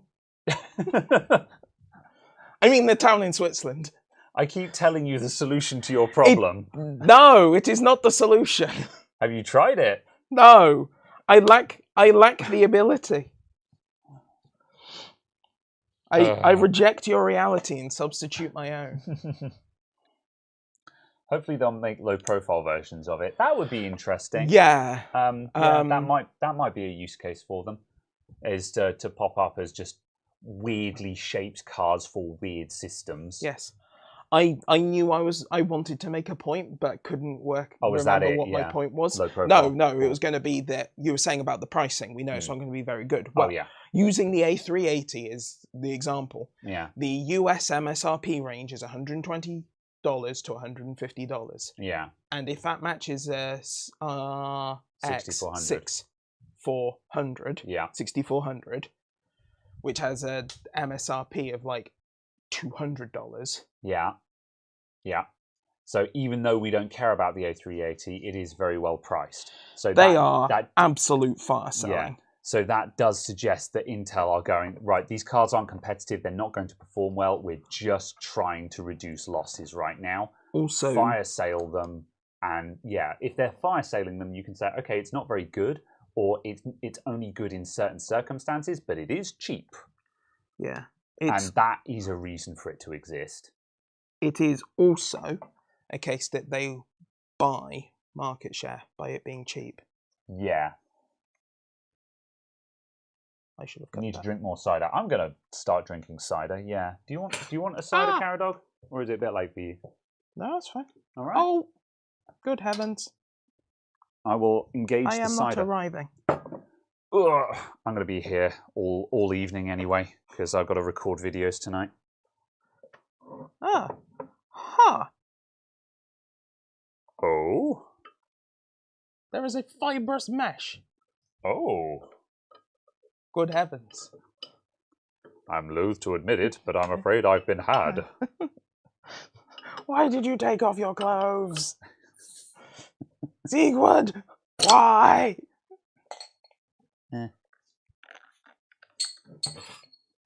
And whoop. I have... Take the loss to get users. Pretty much that, yeah. Also, it's worth it for Intel for them to lose money on the hardware. Yeah. Oh, 200 is the MSRP for the 6500, not the 6400. Is it? Yeah. Okay. Yeah. Maybe. But yeah, either way, I'll put them in the bin later. Unless you want to stand up and go and put them in the bin. No, it was more the fact that I thought you were actually aiming for the bin. No. Initially, and I was just like... Now I understand your confusion, yeah, because the bin is there and I was aiming there, yeah. It was like, you've missed. Yeah. Substantially. The 770 will be the real game changer, I think. Well, I wouldn't hold your breath. It'll be interesting, though. And that's the important thing, and this is the real takeaway from the conversation about these graphics cards. They don't need to be competitive. We're not expecting them to be competitive. They just need to exist and prove that Intel have figured out how to make a GPU. Yeah. That really is that's the core. If you take away nothing else from this discussion, that's the bit you need to understand. Is the important thing is that Intel have figured out how to make a GPU. Ryzen 1 wasn't competitive. But it was, well, okay. It was more competitive than the A380 Absolutely. was. However, it wasn't a recommended purchase. It wasn't a wrecking machine. It was important because it proved that AMD were onto something. Fuck's sake. What's happened? This pad is like this much too short to replace that one. I mean, it's going to squish. So it will lengthen. So it's a bit. like, It'll squish do up. I open a new pack? Absolutely not. Yeah. What's that cooling? Where are you? I'm there. Yeah, that's on. Oh, the white bit. Yeah, That's the back of. Yeah, that's the back of VRM. So yeah, I wouldn't worry about that. That's not direct contact anyway. That's just soaking some heat off of the board, I think. Yeah. Possibly taking up some... Oh, that might be... I think that might be the... yeah, that's capacitors. So, yeah. And the capacitors are big blocks anyway, so it'll all get through there. It'll be fine. So, yeah.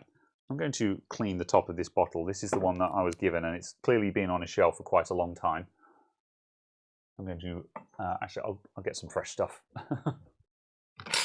Ah! Surprise! Ugh. I'm loath to admit it. The Intel guys in the Linus video said they'd make them really cheap at first. Oh, yeah, there you go. That confirms that then, yeah. I have to admit, I haven't watched those interview videos because I wasn't super interested. I think it's good that Intel are going around and telling people about their technology and explaining the interesting bits. I'm just not interested in it myself. I'm pleased that it's Tom's surname, I cannot remember. Yeah, everyone is speaking very highly of him because he is also he's the person who's from the Intel XOC lab. Oh yeah, and like that's a concerning level of brown. Yeah, yeah. I'm glad I cleaned that. You know how San Pellegrino have the little foil cap over the top of their cans? This is why. I'm just going I'm just enhancing the alcohol content of my alcohol. With the wrong kind of alcohol. Do not drink IPA, just to make things abundantly clear. I had to, in no uncertain terms, clarify to someone how terrible an idea it was to attempt to distill hand sanitizer using table salt to drink it. Distill. Very well. IPA for IPA. Oh, yes. Yeah. Indian Pale Ale, you may drink that. Isopropyl alcohol, you may not drink that. Do not. Forbidden beer. So, yeah. Is there getting feet wet card? Yes, absolutely. AMD was in the CPU market already. Intel getting in from a long time out of the game.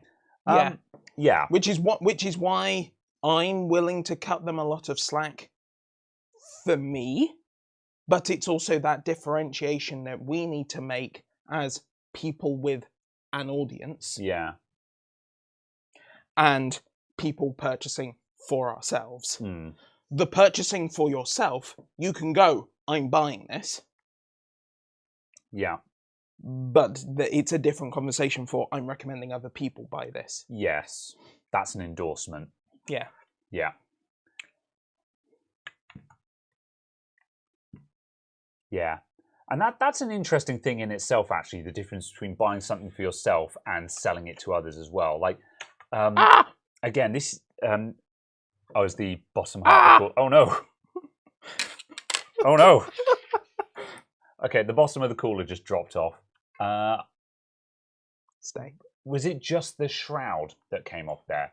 Oh, I've not undone these. Yeah, that's fine. I was like... But it's just the fact that I lifted this part and then it did that. And I was just like, what is going on? I thought the core started coming off. So I was like, well, if the core has come off, you're committed to taking that off now. But yeah. Hold on, can I take this off without undoing the core then?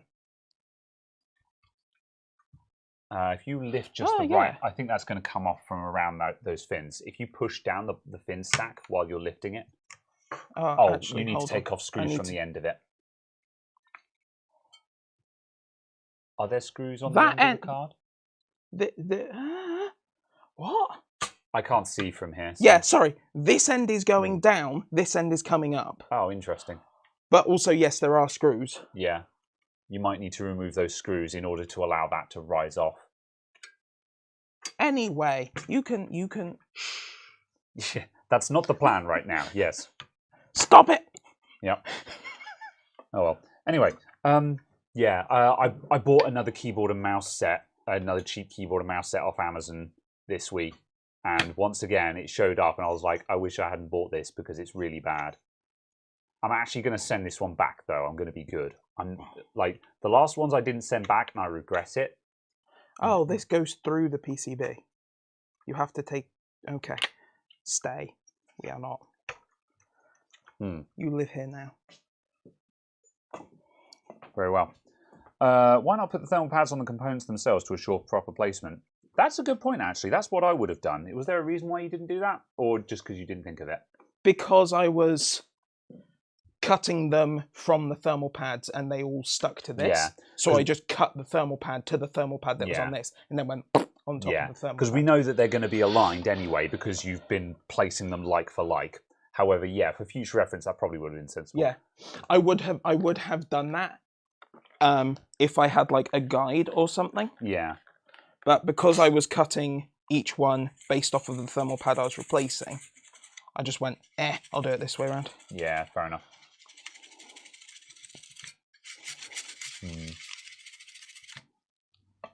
Not sure if you're going to have much luck. I also think it's where the actual colouring has come off. Yeah, because that's corrosion, not just dirt. Yeah, it's where the colouring's actually come off. Yeah, because the original plan was to do a full strip of the card, and when we stripped down the card, I was going to sit there and laboriously toothbrush all of the metal while Caradog did the thermal pads. But we've backed away from that a little bit because don't have enough thermal pads. So we're going for light now. Because the other possibility was that I was just going to fire up the ultrasonic. The ultrasonic and just throw the whole thing into the ultrasonic. Yeah. Or at least the metal work anyway. But yes. All right. Well, should we commit to that then and just see if we're actually making any progress? To what? Should put that all back together again, fire it up, and see if we've got any improvement in temperatures. Yeah. I'm just cleaning these bits whilst I have access. Very well. I'll switch to this while there's not a lot to see. Wha! Yeah, that's a better view. Cool. Right. Vladimir says, I don't care who Tom Patterson is. I listen to the doctor.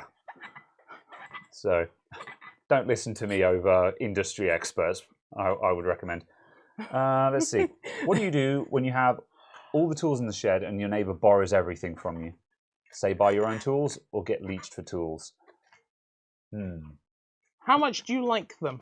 Yeah. Does it give you an excuse to engage with them in conversation? Yeah. For me, when someone comes in here and asks to borrow a tool, like basically if it's a friend, I'll be like, sure, take it away, bring it back again. And like if it's a tool that I know I'm going to need fairly soon, I'll be like, take this away, but I need it back in 24 hours kind of thing. If it's someone who I don't trust per se, I'd be like, I have the tool, but you got to bring your thing in here and then you can use my tool on my counter. And as a one-off. If someone is borrowing tools all the time, like the first and second time, I'll be like, yeah, sure. If it's a friend and they bring their computer around here to clean it out on a routine basis, I wouldn't mind. If it's someone who's just like, oh, I want to borrow your tools and take them away, the first time I'd probably be like, yeah, okay. The second time I'm going to be like, yes, but this is the last time. The third time, you're using my tools all the time, please buy your own in the nicest possible way. Like if you want to bring your stuff in here and use my equipment that is in here, sure thing. So yeah, if it's the garden shed, then they obviously aren't really going to do their stuff in your shed, so that doesn't really apply. But if the garden shed is an analogy and you're actually talking about your computer equipment, I'd do it like once or twice, and then I'd say, in the nicest possible way, please buy your own. You know. Yeah. Again, also just the comment of if it gives an excuse for social interaction that you actually want. Yeah, yeah. Because if it's a case of it gives an excuse for the two of you to hang out. Yeah, my friends are always welcome to bring their computers over here to tinker with. Yeah. Because it's a social thing. Yeah. But then also, I'm also set up for that, so it's a slightly different use case. Yeah. When I was at my old shop, you know, I was like, yeah, we can do this, but we can't do this all the time because I just don't have space. Whereas now I have lots of space. Yeah, my friends are always welcome to come over here and fix something on their computer. Yeah, 'cause you can literally just have them on here and they're completely out of the way. That's it.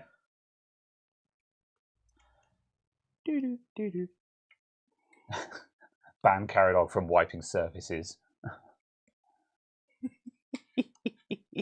You had a neighbour that would end up with some of your tools if you left them out. Oh yeah, if they're going walkabout, then that's a hard no. That's a hard nope. It's like, yeah, if you take stuff without asking, Oh no. you're welcome to borrow a Oh, tool, no. but if you take it without asking, Oh dear. that's different.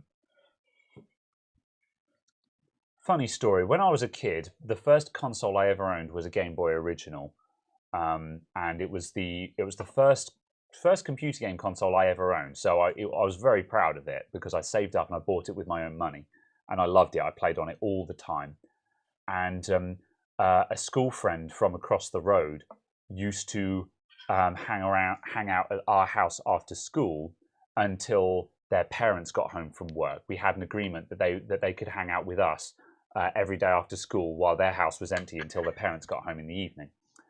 And they used to play on my Game Boy all the time, and I didn't mind that. I was happy to share it. However, one day, my Game Boy just went missing.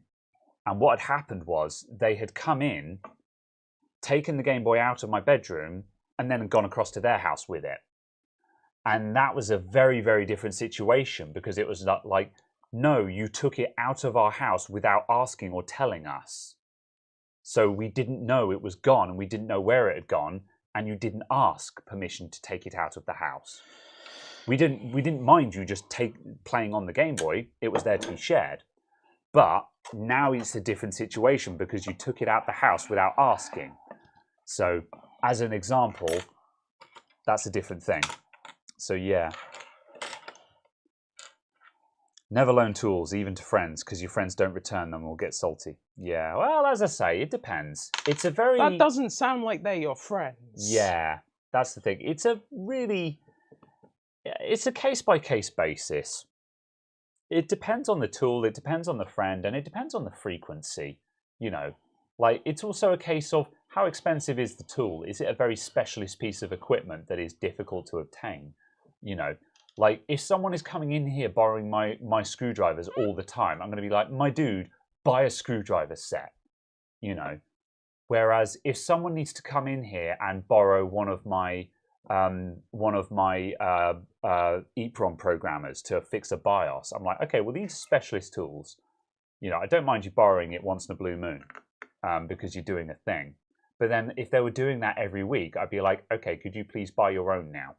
Yeah. Because you're doing this on a regular basis. Yeah, You and know. it's also hard to believe that it's your own stuff. Yeah, like that leads into another story I have. My dad used to collect computer parts in a cupboard at his house, and he had lots of spares, which he was hanging on just because he's a magpie. When my dad worked at a private school, and actually a private school, I think it was. When the kids at said private school needed something, like one of them would be like, "Oh, I need a floppy drive," because this was the early noughties and floppy drives were still a thing, and he'd be like, "Oh, I have a floppy drive. Sure, you can have it." And so he would give them, he would give away his spare parts to kids who needed them to encourage them to do stuff.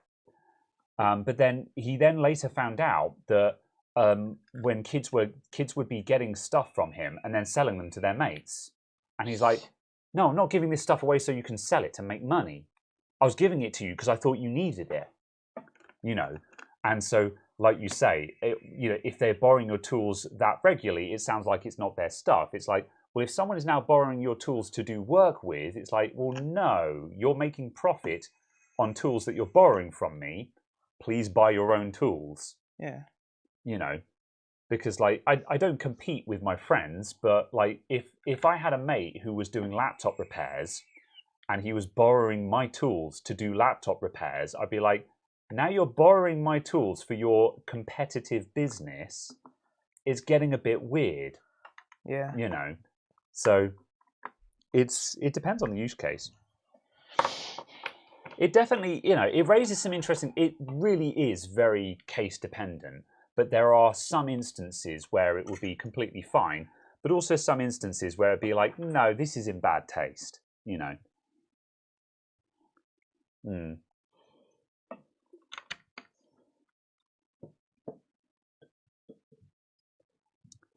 A friend kept asking to borrow a jigsaw. You bought him a budget one and said, "There you go." Yeah, that's reasonable. Only Game Boy you've owned was an Advanced SP. That was a good Game Boy. I think the Advanced SP is probably my favourite Game Boy ever. Did you actually ever own one? Sort of. I didn't own one myself, but my sister had one, and she didn't use it very much, so I kind of appropriated it. Did she not use it very much because you appropriated it? No, she just didn't play on it much. I don't know why she bought it, if I'm honest. I think she thought she wanted a Game Boy. But now, the more I think about it, the more I'm just like, why did she buy that game? I don't even know what games she played on it. Like I think maybe she borrowed my Game Boy Advance at some point and was just like, this is fun, I want one of these. But by the time she actually bought one of her own, she just lost interest in it. But I know I put in several hundred hours of time on her Advance SP because that was around the time when I was playing Tactics Advance for the first time. And having an SP for that was brilliant. But yeah, so I'd appropriated my sister's Advance SP for a while, and then when the Game Boy Micro came out, I bought one of those. And the Game Boy Micro was okay, but what I used it for was I kept it in the glove box of my car, and I played Final Fantasy Tactics Advance while I was waiting for pizzas. So yeah. Sabotage their business with worn-out Phillips screwdrivers. Oh no. No, because they'll shred all the screws and then come to me when they can't get the screws out.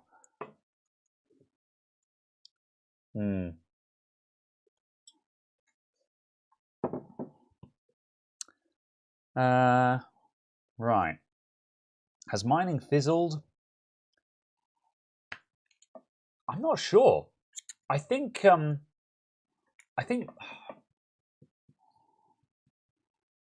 don't know actually. I have a suspicion that people are still mining. I think a lot of farms are probably still running because they're hoping that the market is going to come back up again. Because that's the thing, is that right now, let's say you're mining Ethereum and Ethereum is worth 2 pence. Because it's crashed. If you mine that Ethereum and you hold on to it, when it goes up in value, you can then sell it for money. So essentially, you're spending money on electricity for a profit later on. It's certainly dwindled, but I don't think it's stopped, because I think a lot of miners will still just hope that it's going to go back up again. I reckon it's certainly dialed back. All the casual miners have probably thrown in the towel. But I'm not an expert though, so I don't know. It's okay to appropriate my sister's Game Boy. Yeah, it is. Because A, she's family, and B, also I asked if I could borrow it, and she was just like, yeah, I don't use it.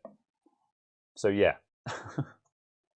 The best handheld Nintendo made was the DSi XL. I was never a DS player. I don't think I've ever actually used a Nintendo DS in anger.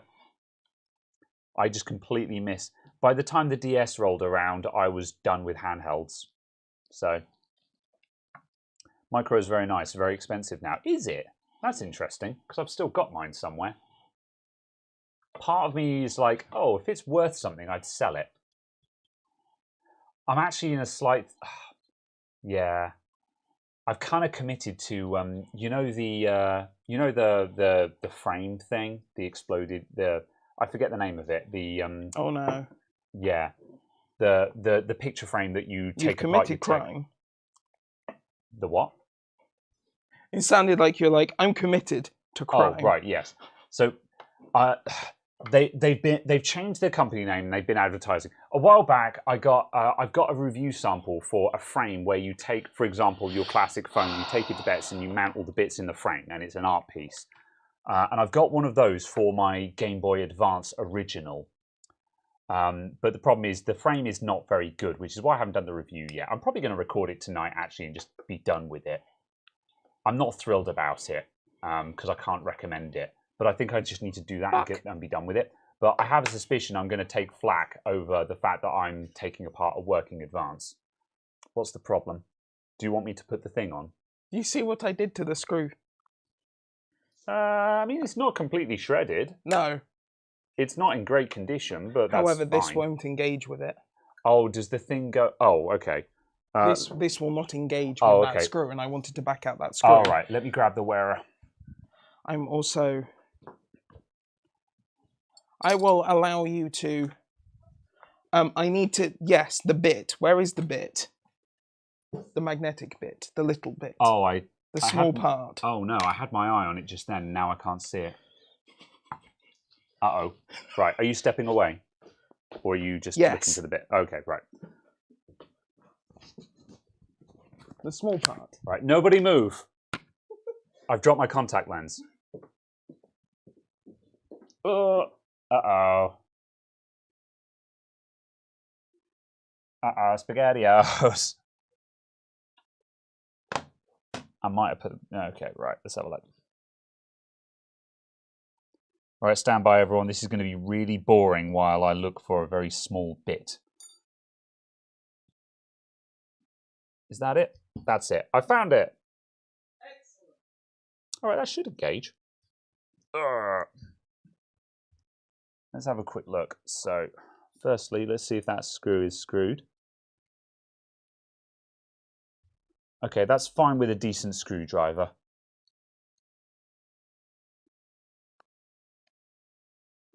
And that needs to go in there.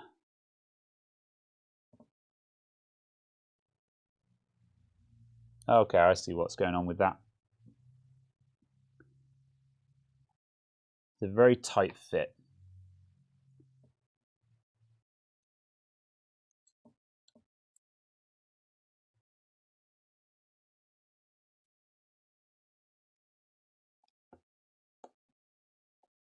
All right, there we go.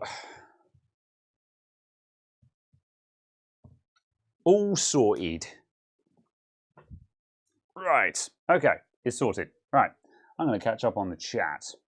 Caradog broke borrowed tools. No.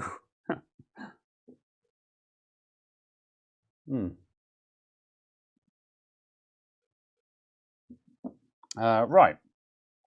Let's see. I'm going to catch up on the chat. So, right. Holding Ethereum, hoping for a rise is one thing. Mining and paying for electricity when it is down is not clever. That makes sense. I don't know much about the mining world, if I'm honest. That might be something that they're going for, or I could be completely wrong. It might be that everyone is, it might be that people are leaving their mining farms set up and just waiting to see if they're going to spool them back up again. All good? Yes, I'm just very warm. Okay, yeah. You've been focusing super hard on something. It's also really hot in here for me. Okay, fair enough. Do you want, let me sort you out with fans. Oh. Was the screw just slightly awkward? So what had happened was, so the little divot that it sits in, where we had originally picked it out with the Stanley blade, there was a bit of a burr of the plastic that was sticking in there, and that was making the hole 0.5 millimeter too small. So I got the Stanley blade and just scrubbed off the burr, basically. Nice. Enjoy. Excellent. There we go. Caradog is no longer overheating. Well, he is, but he's cooling down again. There you go. Good. At furry conventions, they just have big, huge fans. And so for the people who've been going around fursuiting, they can go into rooms and just stand in front of a fan and go, oh my God. And it's just like a big industrial fan. They have rooms specifically for it. There is literally a room at a furry convention called the fan room. Fabulous. And if you go in there, you'll just see a load of people who've just stepped out of their fursuits and just T-posing in front of these fans. T-pose to assert dominance. Yeah. I run the internet! All right. What a beautiful desk fan that is. Hey, they're good, and I improvised because if you go into Tesco right now and you try and buy a desk fan, they want like £30 for a little 12-inch thing, and I'm like, you're joking. Go away. I was looking at buying a couple of 48-inch fans. Crypto ain't coming back this year, at least. Last day's pumping is nothing but a dead cat bounce. Yeah. But yeah, I saw someone selling a 48-inch fan that did 3,500 RPM. Oh my god. That sounds scary and very loud. Right? But 3,500 RPM on a 48-inch fan. Yeah. You'd have to put sandbags on that thing just to stop it from just travelling across the room. It's like, oh yes, I have a 1 kilowatt motor for my office fan. Oh, did I turn this off? No, I did not. No, you put it down when you stepped out though, Yeah. but yeah. Oh, you did make people angry with the I run the internet, but... Mm-hmm. Please tell me you haven't been there, Graham. It might shock you to... Oh, fuck. Did you pick up my one and start drinking my one? It was right there. I'm so... I always do this. I thought I'd left it there. No, so you that's put it my there. That's my fault. I mean, we can spin it that way. Right. Have some pats. I will clean up a bottle lid. This one has the most in it. I will clean the bottle cap and you can have it back. Oh dear. I'm sorry, I'm awful. Again, no, yeah. Part of pint glasses. Yes. Part of me wants to say this is a problem of your creation because you put it in front of me and I pick up the nearest thing. But the other part of me is like, no, that's victim blaming. So I'm also reasonably certain that makes you just sound like a small child. Well, yeah. Anyway. When are you RMAing this RAM? This nice RAM. We'll do that next week on the podcast or something. Content. All right. Are we ready to plug in? Are you content? Yeah, I think we can be ready to spin this thing up and give it a test and see if we've made any difference whatsoever. Yeah. Yeah. Cool. All right. Beer communism. Our beer. Right. Ugh. So many flecks of thing. Firefriend says, will you try and repair the backlight on that Asus screen? I've started having a look at that and I started recording a video for it. I've opened up the back of this. I've exposed the controller, the driver board for the screen, and there's no visible problems with it. But I honestly have no hecking clue what I'm doing. So I need to set up a test bench for it. I need to get another laptop, take it apart so I can plug it in and start checking and start probing to see how far the power is getting and so on and so forth. Because I basically have no idea how to approach that. But I have started having a look because there were a lot of people in the comments going, oh, you could have fixed that. It would have been easy. And I'm like, really? And part of me is just like, just replace the panel. It's 40 quid. However, that particular panel is £100, so... I think this got repadded. Just because there's a bit of thermal pad in there.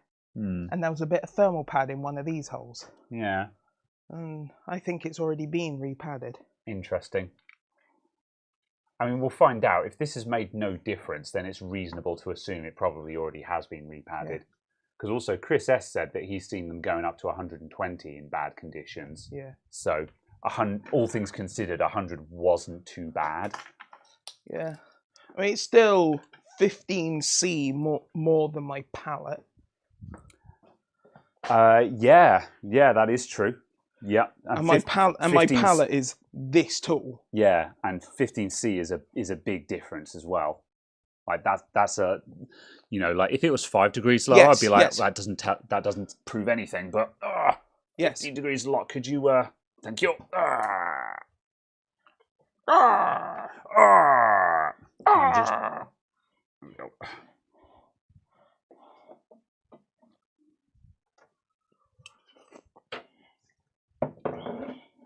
My tower cooler. It is indeed a tower cooler. I'm looking for a port menu of radiator and tower. Taudiator. Anyway. Radiator. Nice light test bench. Yeah, I wanted something smaller and lighter weight than this. However, Katrina was... it's been repadded. The pad's squidging out there.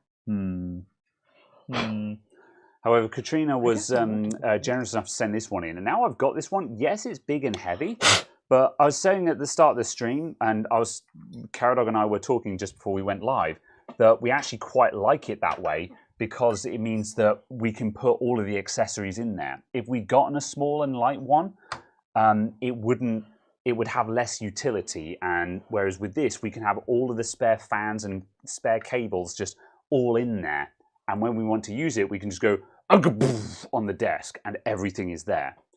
And like also, I'm going to find some kind of cooling system. Like I'm going to try and find an all-in-one that I can bolt to the side with hoses long enough to go up round to the top and stuff like that.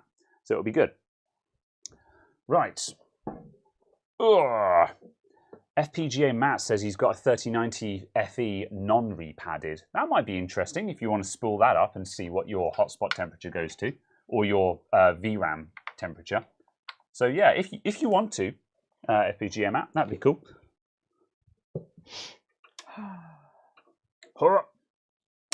Activate.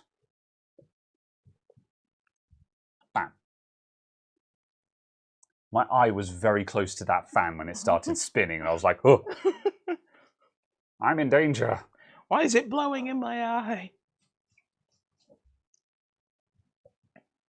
Oh no. What? Look at the fan, because part of it is differently dirty. Oh no, yeah. It looks like it's wobbling. Yeah. That's solvable. Ignite! No. Wait, hold on. Ignition is forbidden. No, it's just wobbling. Ah. Yeah. It's not very often when they're perfectly aligned, so.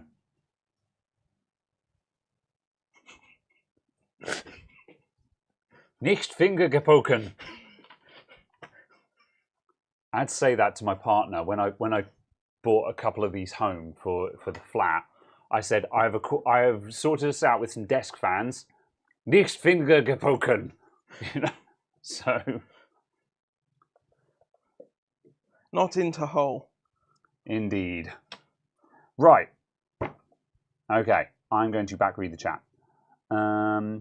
Apparently this is a 5950X enhanced. Ah. What's enhanced about it? It's 5950X-ish. Very well.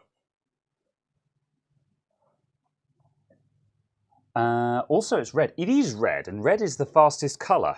So, yes. It's very good. File Not Found said, fixed a lot of LCD televisions with an LED light bulbs, because you have no life. Fair enough. 99 times what happens is a single LED chip fails open, and because they're all in series, yeah. Just out of interest, File Not Found, if in a minute, I'll just grab the panel and show you the driver, and if you could show me where would be the most likely place to measure the string of LEDs so I can determine if one of the LEDs has failed open, that'd be really handy, because I was working on, I wanted to try and measure the string of LEDs to see if I could determine that, but I wasn't really sure where to measure, and maybe you can point it out for me. So that'd be interesting. No screen sharing. Oh yeah, let me get the screen on. Bam! Oh, you can tell it just hit load because I just heard the coil whine kick in. It wasn't coil whining before, was it? No. I would have noticed that. Hello, coil whine, my old friend. You got a 3090. Caradog just grabbed my leg there. It's a special treat. Which test are we running? We're running Heaven. But Extreme! yeah, well, Heaven Extreme, yeah. Any benchmark that will actually stress the graphics card will do, just because it will spool up the memory to high temperatures. It's red but not loud. Let's see, how much are these eBay 3090s going for? This particular one was 700 plus postage. The same seller has now gone up to 725 plus postage. Changes pitch when you squeeze it, doesn't it? It's a bit odd. So somewhere between 700, 750 or so for a used 3090, which is, considering all things considered, that's bloody spectacular. But also, because it's a second-hand graphics card, you are rolling the dice. Okay. Heaven's not really demanding. Well, it was enough to bring this thing up to temperature before. I mean, once we've run this test, should we hit it with superposition? Oh, there we go. I was confused. The temperatures hadn't changed for a long time. Yeah. It had just not updated. Yeah. Once that's saturated, should we hit it with superposition and see what that does? Yeah. Yeah. Because I agree with Cecilia. Heaven is not really super demanding. However, it seems to be spooling this thing up. Stick your ear next to it. Okay.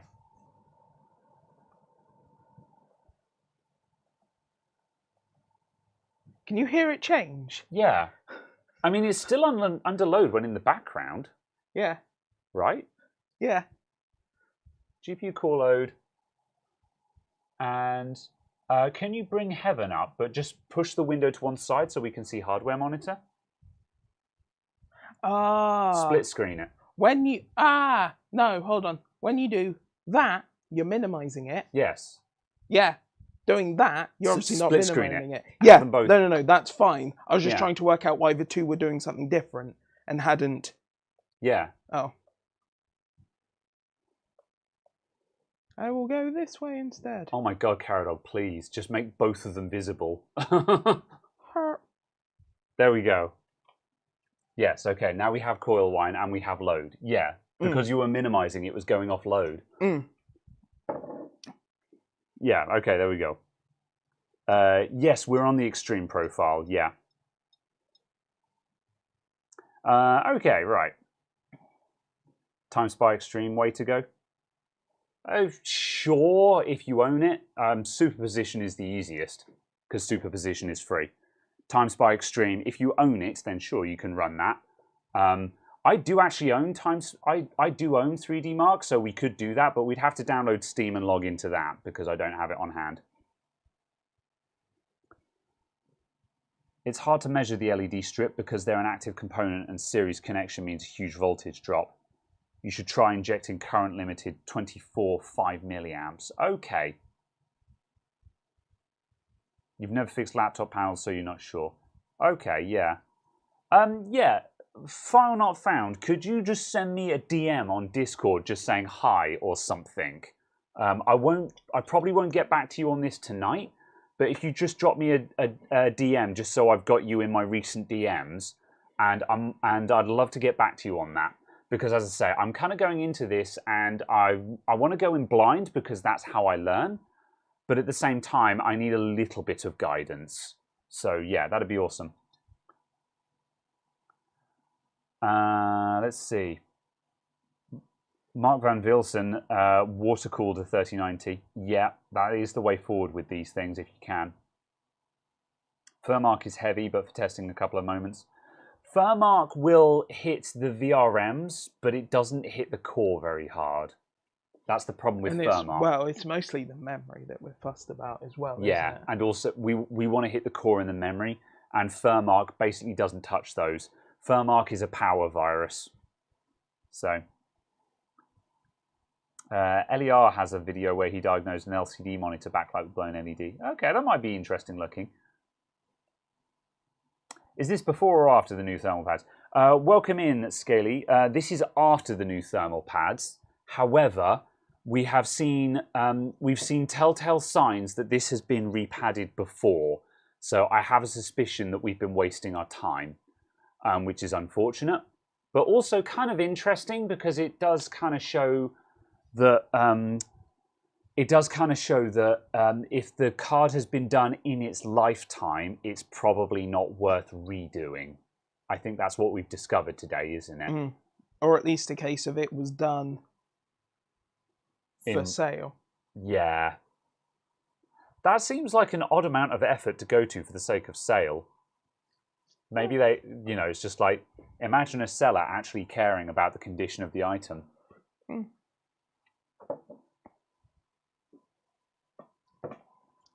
You'd also think they'd mention that. But yeah, if anything, we're actually 2 degrees hotter because we were looking at sort of 95. Yeah, we've got something like 15% higher fan speed. Oh, 15%. Yeah. Yeah, so we've actually had a regression then. Yeah. That's very depressing. Which is interesting. Yeah. So we've gotten something wrong. All these new thermal pads are a bit crap. Or just, not as good. Yeah. What, because these are thermal right pads we're using. Were those just simply all you could get? Because you had they were the ones that were mentioned in several of the guides. Oh, they were as recommended then. Okay, yeah. I wasn't sure if you'd gone with the thermal right pads just purely because that's all you could get on next day. Because we ordered these pads on rush to be able to do this today. So yeah. However, it looks like we're actually worse off. So something has gone wrong. Basically, all these pads are not as good as what was already there. Yeah. The thing that'll be interesting to see, because we've got this fan. Oh yeah. Is if I unplug it. Do you want me to do the thing because I'm here? Yeah. There you go. If we somehow... We're going to angle a fan at the back of the card and just see how that impacts it. How can I get that to an angle? Hang on a sec. You're making this a lot harder than it needs to be. Literally that. Well, I wanted to try and get it going like could that. You pass me a screwdriver because the screw is loose? That's too small. I mean, that's good enough. As long as it's blowing at the back, it'll be hitting it. There we go. That'll be enough to be... We're still practicing with this thing. There we go.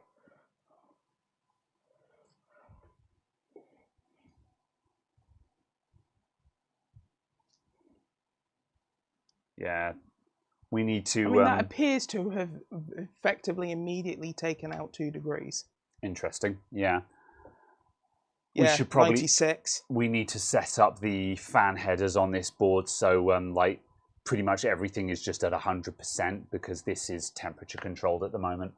I think that could be doing more. I think it's just 100%. Oh, really? I changed that, yeah. I think that's a quiet fan. I think that's like 1,000 RPM fan or something then. Fair enough. Okay, let's see how we go. Interesting. Yeah, and the GPU fans have gone down. Let's see. A seller who cares about the conditions, probably a good seller. Maybe so. So yeah. Right.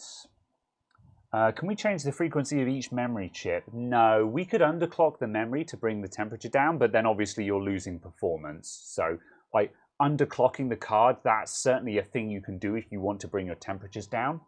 But that wasn't the outcome we were looking for today. Yeah, and just if you do that, what difference does that make? Yep. Firephone says, do I use GPU to encode videos? Yes, I do use GPU encoding. Very dirty encoding. I encode in Vegas 14, and Vegas 14 is archaic. All of the actual transformations and effects are done on CPU, but the final encode into the MP4 file is done on GPU. So I've got hybrid acceleration. There's a bit of acceleration, but not as much as a proper modern encoder would give. I think we need to stick that rubber bit in there, and it might grip everything slightly better. Yeah, or just get the big screwdriver and go, "Arr!" Yeah.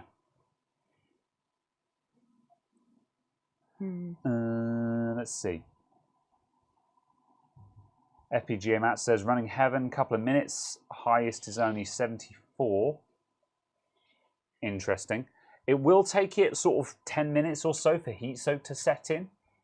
But yeah, we definitely seem to be at a net loss on this though. But also you need to specifically be checking the memory junction temperature. Hmm. Because if you're just looking in like NVIDIA control panel, he's looking at mem tell you. Yeah, he's on mem junction. That's fine. Hmm. Because this FE card is dramatically worse than my palette is. Yeah. Because that was 85 zit high. Yeah. Which is interesting because as far as I'm aware, that doesn't have any backplate actual like active cooling either. You can drop a lot of temperature through the PCB. Yeah. So if its main cooler is just doing a lot of heavy lifting on the PCB, that would be enough. Yeah. And that seems to be the case. Just the triple fan blower on it is clearly just getting enough heat out of the PCB itself. Whereas this Founders Edition, it's got a small PCB that's very, very crowded. Yeah. And I think that's what's really doing the damage here. A small and very crowded PCB. So it's definitely a different PCB design. Oh, yeah. Because obviously the PCB is shorter. Yeah. All things considered, the PCB is just too small on these, all things considered, isn't it? Maybe? I don't know. I think it's it was a weird choice, the shape of the Founders Edition 30 series cards. I like them. I think they look gorgeous, but they're not actually very good. Like, that's my opinion of my 3080 Ti. It's a drop-dead gorgeous graphics card, but it's not actually very good. The cooler on it is rubbish. If I had any kind of third-party cooler or a partner card, I'd be getting more performance and lower temperatures. But the Founders Edition just looks pretty, you know. Now, I don't actually stretch the legs of it very often, so I don't really mind that. But if I was playing AAA games, I would actually be quite disappointed, if I'm honest. What about installing a CPU cooler on a GPU? No. You have to realize that the 3090 is the 3090 has to drop 400 watts of heat. And a CPU cooler is expecting to drop maybe 200 to 300 tops. So that's the thing about the 3090, is it's a weird exception in graphics cards, because it's not just a big graphics card, it's a massive graphics card that drinks power like it's going out of fashion. So this is one of the worst case scenario graphics cards to cool in the modern market. And it's one of the reasons why it's very dubious that we're expecting the 40 series to be worse, because the 3090 is already a nightmarish card to power and cool. And it's only going to get worse in the next generation. So, yeah. 5 minutes in, junction's up to 80. Yeah, it sounds like you're getting good temperatures there. It sounds like we've got a bit of a lemon here, because it was 100 previously and now we're at 102. So it seems like we've gotten a bad mount, or our thermal pads are crap. Yeah. Either way, this has not gone to plan. Yeah. Which is not the end of the world. We'll do it again. We'll get some different pads and we'll do it again. And you keep trying until you get an improvement. Or, as Caradog also threatened, you might just water block it anyway. It kind of depends on what direction you want to go in. I mean, if you're kind of tempted to go into water cooling, water blocking it is the sensible idea, because even if you get good thermal pads and you get a good mount, you're still going to be managing. The Founders Edition cards will never be good, as per what I just said about my 3080 Ti as an example. You know, on its best day, it's stock kind of thing. I actually underclock mine, you know. So, yeah, that's a disappointing result. Yeah. But on the other hand, though, it's also a very real world result. In a way, this is kind of nice because, well, the silver lining of this is it demonstrates that it doesn't always go to plan, I think. It's very easy to watch a YouTube video and they'll be like, I re-padded my card and now it's 30 degrees cooler than it was before. Sometimes it doesn't work, which sucks. Do we have any info about the 40 series? What will the gain be? I think we're Apparently expecting about 80% raster. 80%. Okay, yeah. 80% faster on the raster. That's substantial. Yeah. That's a lot, man. Yeah. They're gonna be pretty mental. Add thermal paste around the memory chips, and then put the thermal pads over the VRAM.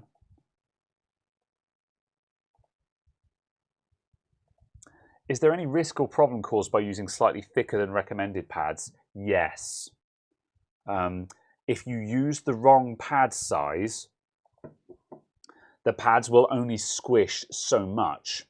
And so when you screw the backplate down on top, either the backplate needs to flex or the PCB has to flex because the thermal pads can't squish anymore. And it also matters if you get thermal pads that are too hard, but yeah, the correct thickness. yeah. And so if you get it wrong, you will get PCB flex, and that might even damage or detach the BGA components like the memory chips or even the GPU core. So you can kill the card with it. And that's why it's very important to research appropriate pads before doing this. What are my streaming rig specs? For the YouTube rig, that's running a 7700K and a 1070. Nothing super exotic, but you don't need a lot for what we do. At home, 3080 Ti and a 5800X. That's a cool beard, mate. Thank you very much. How are you doing, Tyrian, sorry. With regards to gains on the 40 series, I'll believe them when I see them. Same here. However, given the fact that the 30 series was shockingly faster, I can believe that they can pull it off. My concern is at what cost? There's going to be a lot of heat and a lot of power consumption, is my prediction there. At a certain point, thicker pads just create insulation. That's the other thing as well. If you go thicker, obviously you lower the heat transfer, so it's a trade-off. What did it cost? Katrina killed us 970 with the pads being too thick. Something right next to the die exploded. Oh no. Yeah. After 9 minutes, you got up to 92 degrees on memory junction. Yeah. So yeah, we've definitely got a hot boy here. So this is definitely going to be needs a second swing. I think this is going to be because it's worth considering. Well, no, we've gotten worse temperatures, so we know that the hotspot was on the back of the card, and that these thermal pads are probably not positioned or something like that. Either way, this one's going to need a second attempt. What's up, Darnell? How you doing? The BGAs don't break; they're metal. What happens is you rip the pads off the chip or off the board. Sure. Same thing. Yeah. The point is the chip has been detached from the PCB. So yeah. Oh, this is friggin' CPU-Z. I'm a dumbass. I was like, why is this telling me about my CPU? I want my GPU information. No.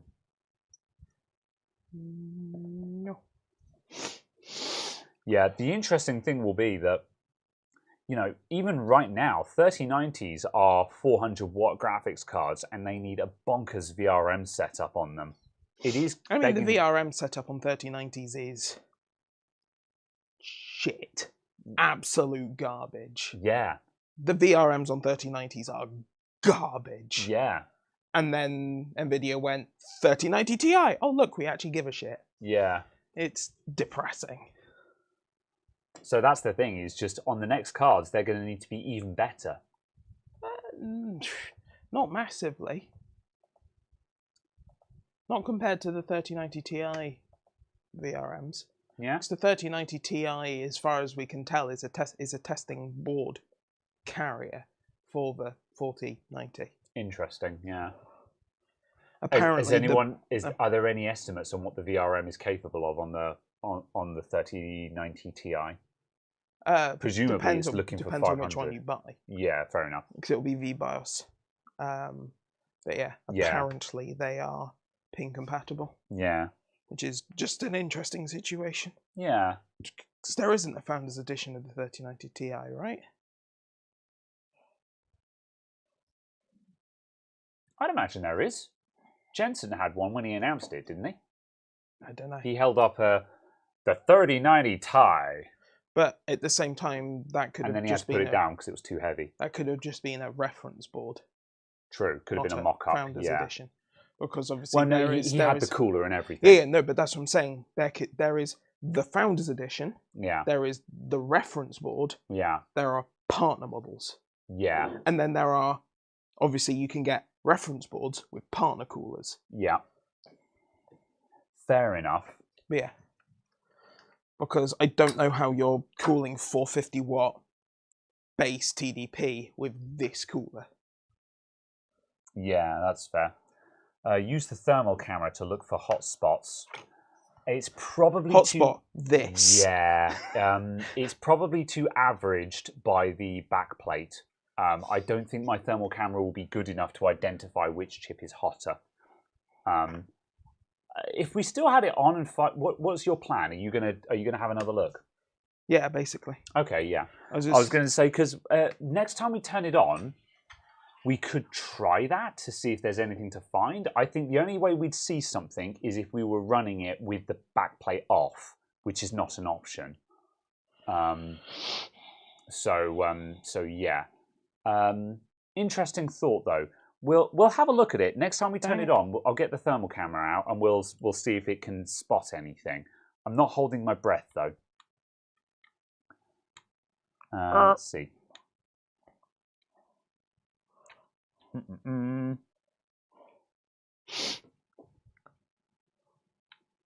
Any of you guys seen videos coming about a US company called Overkill Computers threatening people for exposing their pricing? How does one expose pricing? Given that surely you'd have to supply pricing to people who want to purchase. I'm guessing they're selling a computer and they're selling it for say $2,000, and someone has crunched the numbers and figured out what the per component cost is likely to be, and is saying, "Oh, look at that! You're selling a $1,000 computer for $2,000," and so they're getting pissy about that. Yeah. And it's like, no, you can't sue someone for that. You can't sue someone for figuring out your pricing model. And if it depends on what it depends on the context, doesn't it? Well, I mean, because in my opinion, it's a case of no, but if they've worked out the price, yeah, and then have said that you are defrauding people, that you are scamming them, that you are an illegitimate business, that is reputational damage and not a truthful statement. This is true. If that's what someone's actually gone to the extent of, then that's a different conversation. But simply going, oh, it's £1,000 computer, there's 100% markup on it. Yeah, I don't think that that's very good. Yeah, I think the reality is, if that's what Overkill are doing, they know they're doing it, and they should just own it and say, yeah, we're boutique computers, we're expensive. Where was which one? That was the good one. Yeah, use the T. Yeah. And they should just own it. However, if they're being pissy about it because they are ashamed of the fact that they've got a ridiculous markup, then that sounds like they're a crappy company. However, again, as you say though, what's that? Slander or slander, isn't it? I forget. Or defamation. Either way. Just call it defamation because defamation is libel and slander. Yeah. Yes, either way. If they're suing for defamation because people are bad-mouthing them and damaging their thing, they are entitled to do that. However, they're not going to make any friends doing that either. That's not good PR. What they should be doing is just owning it and just saying, we're exotic computers, deal with it. And if they really want to be crappy people, then they can meme on people and be like, oh, so sorry you can't afford us, kind of thing. Which would also be crappy, but that's also a solution to their problem. Ah, that was calling that. Well, what? Ah, did you have something in the wrong place, or just no? Yeah. Yeah. Is it worth looking up a? Let me just switch to bench cam a moment. Is it worth looking up a reference picture of the thermal pad layouts and then moving all the thermal pads to the card so we can be certain that they're perfectly aligned? I mean, that's what I was going to do. Yeah. Because that seems to be the likely thing, that everything might be just a millimetre out of alignment. Have you got any digging marks to show? Yeah, well, actually, looking at the pattern on the back of the thermal pads, it looks like you were more or less on the mark. So, yeah. Don't know. Maybe it was just a bad mount. Sometimes just taking it off and putting it on again is all you got to do. I will make some space by moving the test bench again. That's fine. It can stay. It's cramping my style. Ugh. My style is being cramped. Ugh. I require calipers because I'm failing. Where are? Ooh, windowsill. Ooh, show the pads to the camera. Yeah, let me get you guys to close up. 1 sec. I've got to reset Logitune because we're going to need. 7.4. Let me just sort out camera focus. 7.4. Yeah, okay. That's those capacitors. That doesn't feel like a good place for that to be, to randomly touch part of some of capacitors. Why would that pad be there? Right, let's go to there. Right. So.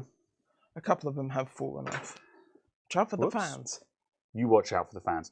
Yeah, so here's the back of the pad. So you can see where, yeah, so you can see there's a memory module. Oh, actually, that's not terribly even coverage there. No. Can you see that from here? This one? Yeah, absolutely. Oh, yeah, you're looking at it IRL. Yeah, actually, looking at that, yeah, that might be a problem. I'm presuming what the issue is as well is just like this was too wide and it just caught the edge of these caps. Yes. Because look how deep those indents are. Yeah. And so I'm assuming we've just caught the edge of a couple of components and it's really lifted the heatsink because look how shallow the impressions are. Yeah, it looks like this is just a bad mount. That one really shows it off because that's just not remotely even. Mm. So they are the correct thickness, yes. Yeah. These are the recommended thickness. However, yeah, we clearly have got a bad mount. Like that one's barely been touched. That should be memory. Yeah. So yeah, clearly, like some parts look fine. There's caps coverage, but yeah.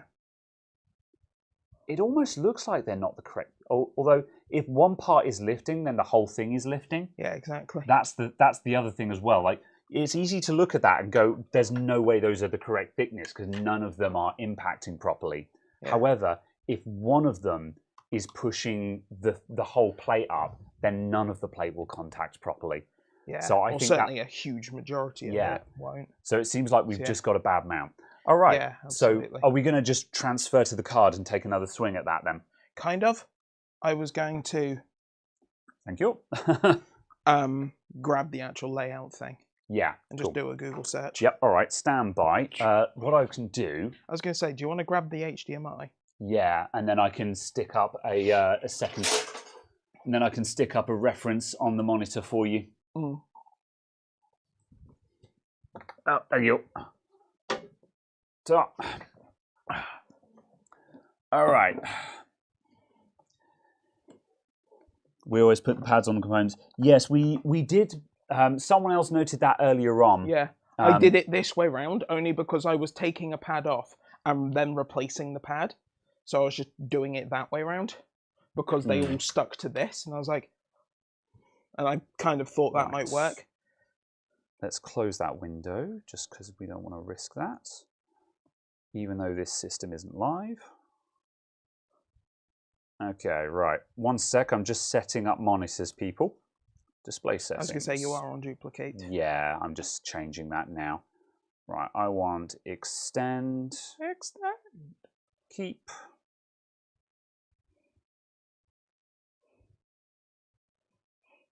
Right, now I can dual screen. Maximize that again. Right, let's see. Okay, do you know a specific reference, or do you just want me to start Googling? I think I literally just did a search for something like 3090 thermal pads guide. Pads guide. And then do you want went on the thermal, or... and then no, if you scroll down a bit, and then I think I went on this Reddit one. I think it was that Reddit, or it might have been that Tom's Hardware. Yeah, or shall I 3090 FE, because that's not an FE. Oh, I've lost my mouse. There we go. Have a quick look at that Tom's Hardware one. Whoop. Tom's Hardware. Yeah.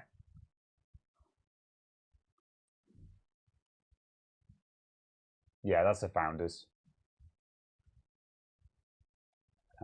Back.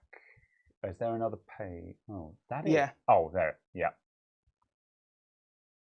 That's the back, isn't it? Yep. Yeah. All right. Do you want that full fine. screen? Yeah, just full screen that. That good? Oh, if you right click and open image in new tab.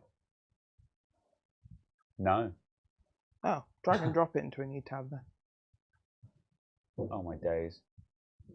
I hate people that won't let you export. It's like my view original. Oh, view. Yeah. Ah, good. Yeah, there we go.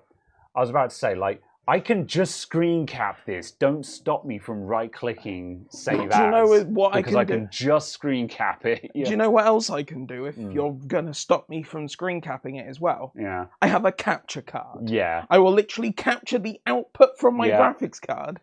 Yeah. Just all you're doing is making my life difficult. You're not preventing me from getting this information. All right, there we go. Right, Caradog now has a reference to work from. So we're gonna take another swing at this. I'm also gonna grab the other thermal pad pack because they're very did you only open one of them? No, I opened 2. Oh, okay. And I bought 3. Oh, you bought 3. Oh, cool. Yeah, good. So between them, you should have something that works. Good. All right. Right, we're gonna work on. We're gonna take attempt 2. Oh, you got gunk on your phone. I have this. Oh. What's happened to that? Oh, is that a weird sticker on the back of the thing? Yeah, it's a screen protector. Oh. For the back of the phone. It's not a screen protector, but it's a case protector. But it's just gone. Fair enough. Very weird since I was sat here. Fair enough. While we're on the topic, I'm thinking of buying the Nothing phone. Have you seen the reviews of it? Interesting. What do you think of it? That I like don't know if I'd recommend it to anyone. It looks like a good I'd buy one. Yeah, it looks like a good mid-range phone, and it's interesting, and I want a new phone, and I don't want to spend very much money. And I'm looking at it going, I like that, because that's the problem. The kind of phone that I can actually afford to buy right now is really, really, really boring. Whereas the Nothing phone is actually really interesting and affordable. My only comment with that, though, is the Pixel 6 exists. Yeah, that's the thing. That went on sale on Amazon for like $400. Yeah, I think that's the thing is, do I buy the Pixel 6, which is probably the smart choice, and just be done with it? Because the Pixel 6a looks like it's a bit of a lemon. From what I've seen, the Pixel 6a looks to be better than the 6. I looked at a couple of reviews and they were just like, it's got no wireless charging and they've downgraded the camera. Oh no, wireless charging. That thing that loses 70% of the power. Yeah, but still, it's meh priced for something that is not particularly it's just that it's passable, but yeah, I don't know. I kind of want the Nothing phone because it seems like a new plucky underdog that has some interesting gimmicks, and I like gimmicks. Of course you do. Yeah. No headphone jack on the 6A. I'm Bluetooth anyway, so that doesn't bother me too much. But yeah. Also, can you see how we might have had bad memory chip mounts? The fact that you're clear, yeah.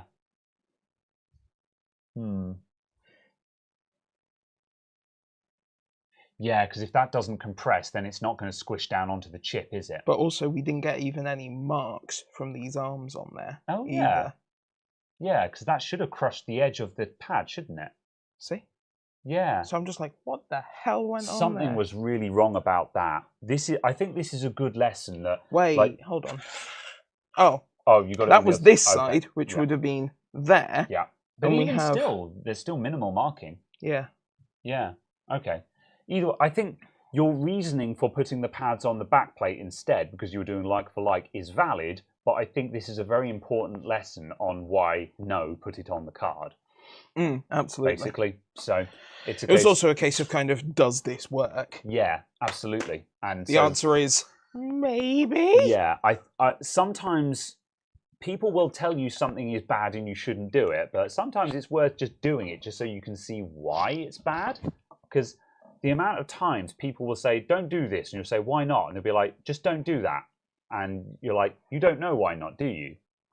That's just what you've heard. And I'm like, I'm not saying you're wrong, but I don't know why, and I want to know why. So, yeah. Okay. Right, very well then. Am I going to go in closer? I'm going to give you guys an even closer view. Yeah.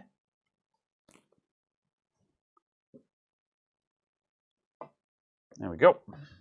How about that? Right, the guy behind the Nothing phone is the guy behind the original One phone. OnePlus, yes, absolutely. Yes. Buy used, 2 to 3 old high-end rather than mid-range.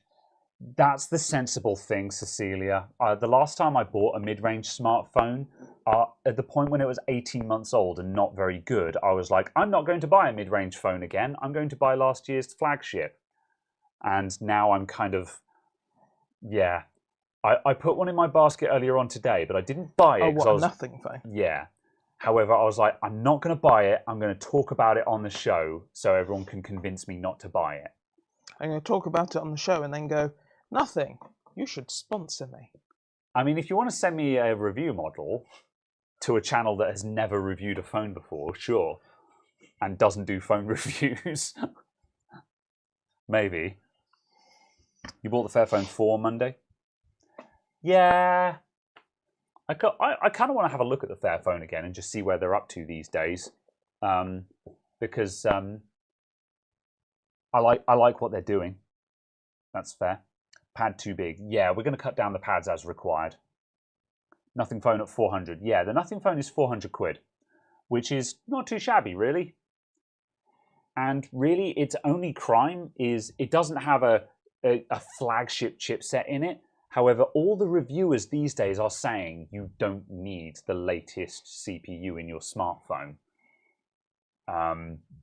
But on the flip side, I'm kind of like, that's easy to say when it's brand new out the box. The question is how good it is in 12 months or 18 months. Because that's the problem. I want, you know, for me, I expect a phone to last 2 years minimum. If a phone is, if I'm sick of a phone after 18 months, it has not been good value to me. Wireless charging is handy when you've got a wireless phone mount in the car. Yeah, potentially. It's not a mission critical thing, but it's also one of those things where I'm just like, I feel like we should have it as an available thing. You disagree with buying phones secondhand, they've got a lifespan. Yeah, I mean, it's like buying anything secondhand, really. You roll the dice. You might get a good one, you might get a lemon. I've bought plenty of secondhand things. Sometimes I've regretted it, other times I haven't. By 2 to 3 years old. Yeah, I don't think I'd buy a phone that's 2 or 3 years old. I'm pretty certain that I could find a Pixel 6 that's newer than that. OnePlus 9 Pro is nice. But yeah, what have we got that's around the 400 quid mark? That's the thing. The Fairphone is 5G and has a good Snapdragon chipset. Has a good Snapchat. It has a good Snapdragon chip. Yeah. For 400 quid. Okay, that's interesting. I haven't seen a recent review of it, but apparently the cameras are garbage tier. They are Android 2009. That's a deal breaker for me. I don't, because that's the thing. Is like the Nothing phone doesn't have a stellar camera, but the thing is, I only need the camera to be as good as my not my Mate 20, my Huawei P20.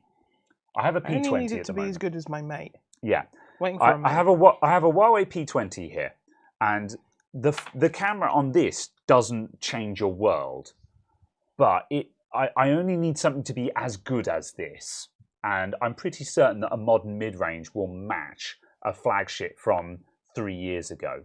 Because, yeah, I'm pretty certain the P20 came out like 3 years ago.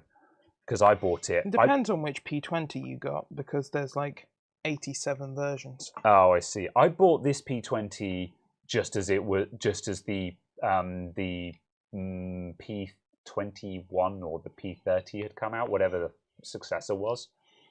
But then also I did buy it from a 3 store on the high street. So it could have been one that had been sitting in the warehouse for a year, for all I know. The reason why I want to replace it is A, I'm bored of it. I just want something new. B, I kind of need a phone kicking around in the shop to run the card machine and stuff like that. And C, this thing hates my thermal camera. It's actually like I actually can't get my thermal camera to work on this phone now. It's gotten that bad. And like when you see a video with me using my thermal camera, the bit you didn't see is when I paused the video and spent half an hour getting my phone to bloody recognize the thermal camera. And I know it's the phone because when Caradog plugs my thermal camera into his phone, it works first time. So Or second. Yeah, or second time. But yeah, So, it's yeah. reasonably consistent. So that's kind of why I'm looking for a new one. And yeah, the Nothing phone, I'm like, that's really cool. I really like it. I like the stupid LEDs on the back. I think that looks really cool. That one is this section here between there and there, yeah? Agreed. Yeah, okay. Yeah, that's where that weird one is because we were pointing that out earlier on. There's obviously some power going through there that is generating heat. Again, I think it's the diode that's there. I'm going to just take that off. And Oh, we wandered off shot. Fixing. There we go. Dutch angle. Sounds like I've already made up my mind. I haven't made up my mind. I want someone to validate me. I want someone to say, you know what? It's not a bad phone. You should buy it. But so far, no one is saying that. And I'm like, okay. So yeah, I haven't made up my mind. I just want someone to, enable me. So,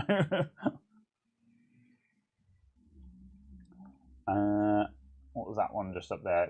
Xiaomi, yeah. I want something with a reasonably pure Android experience, which is the other reason why I like the look of the Nothing phone, is that apart from a few visual aesthetic things, it's basically vanilla Android. No, SIM only. Oops. No, I don't want that. I want... In need of confirmation bias, yeah. I don't want a Samsung. I do not like Samsungs at all. They're absolute shit. Every time I use a Samsung phone, I'm like, I hate this. I hate the interface. I hate the Android flavor. I hate the menus. Awful. Yeah. The hardware is really good, but I despise Samsung software. Yeah. Every time I use a Samsung phone, I'm like, I hate it. I hate everything about it. Yeah. I'm going to annoy a lot of people, but my comment is anyone who likes Samsung's software has never actually used a good version of phone software. Yeah. It's like people who say, oh, my laptop isn't slow. Yeah. And again, yeah, just, it's a hot take, but I 100% agree.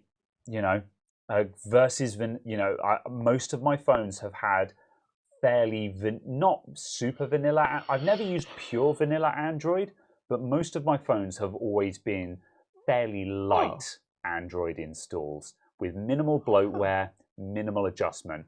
And every time a customer comes in with a Samsung and they go, how do I do this? I look at it, I'm like, where is everything? This is different to literally any other Android phone. Because it can be. Yeah. The Honor 50 is £330, which is... I don't want another Huawei. Oh, no, but the Honor 50 is... Yeah, because if I buy another Huawei, it's not going to have Google services on it. It won't have the Play Store, will it? It will do. Yeah? The Honor 50 will, yeah, because the Honor 50 is Honor, not Huawei. Fucking hell, really? Did they get away with that? Yeah.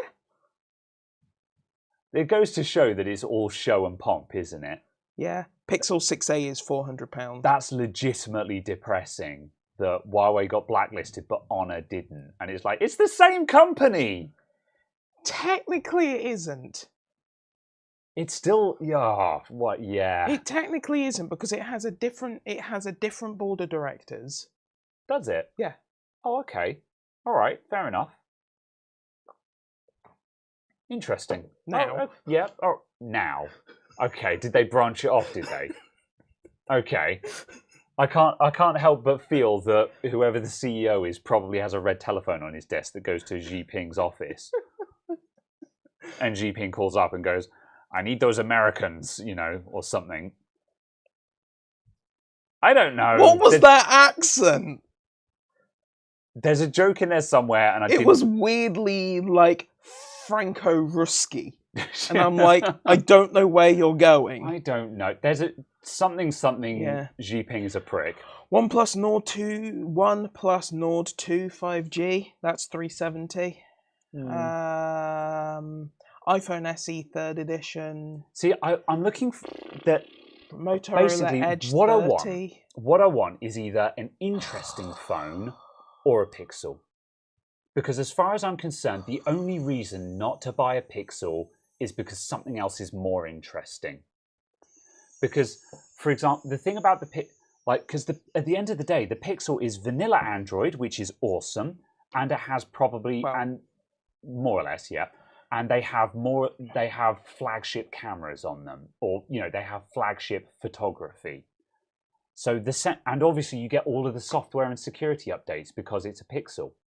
So the only reason why you wouldn't buy a Pixel is because someone else has got something that's more interesting. And that's why I like the Nothing phone, is that it's interesting. I do love your pseudo-German. Yeah. Nicht Finger gebrochen. So, oh no. That's a Skid Factory joke, just for clarity. Ah! No, change tab. Change tab. Thank you.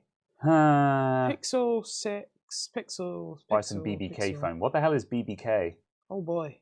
They branched off Honor, the same way that Xiaomi branched off of Redmi and Oppo. Okay, interesting. No one is recommending the Nothing phone. It's a fairly new company, no history. Nobody's. Well, it's the company is one of the original founders of Oppo, which is and that's good start. I was going to say those are pretty good credentials, you know. Oh, Pixel 6 for £430 versus the 4A for 400. Sorry, the 6A. Blackview BV. I've never heard of Blackview. No. What the hell is Blackview? It's carried on deflating. The Blackview I view in exactly the same way as I view like RML phones or whatever they were. They will never see a software update in their life. Yeah. The back gimmick thing with the lights can wear off on you after a year. See, I agree. It's absolutely a gimmick. And you can turn it off.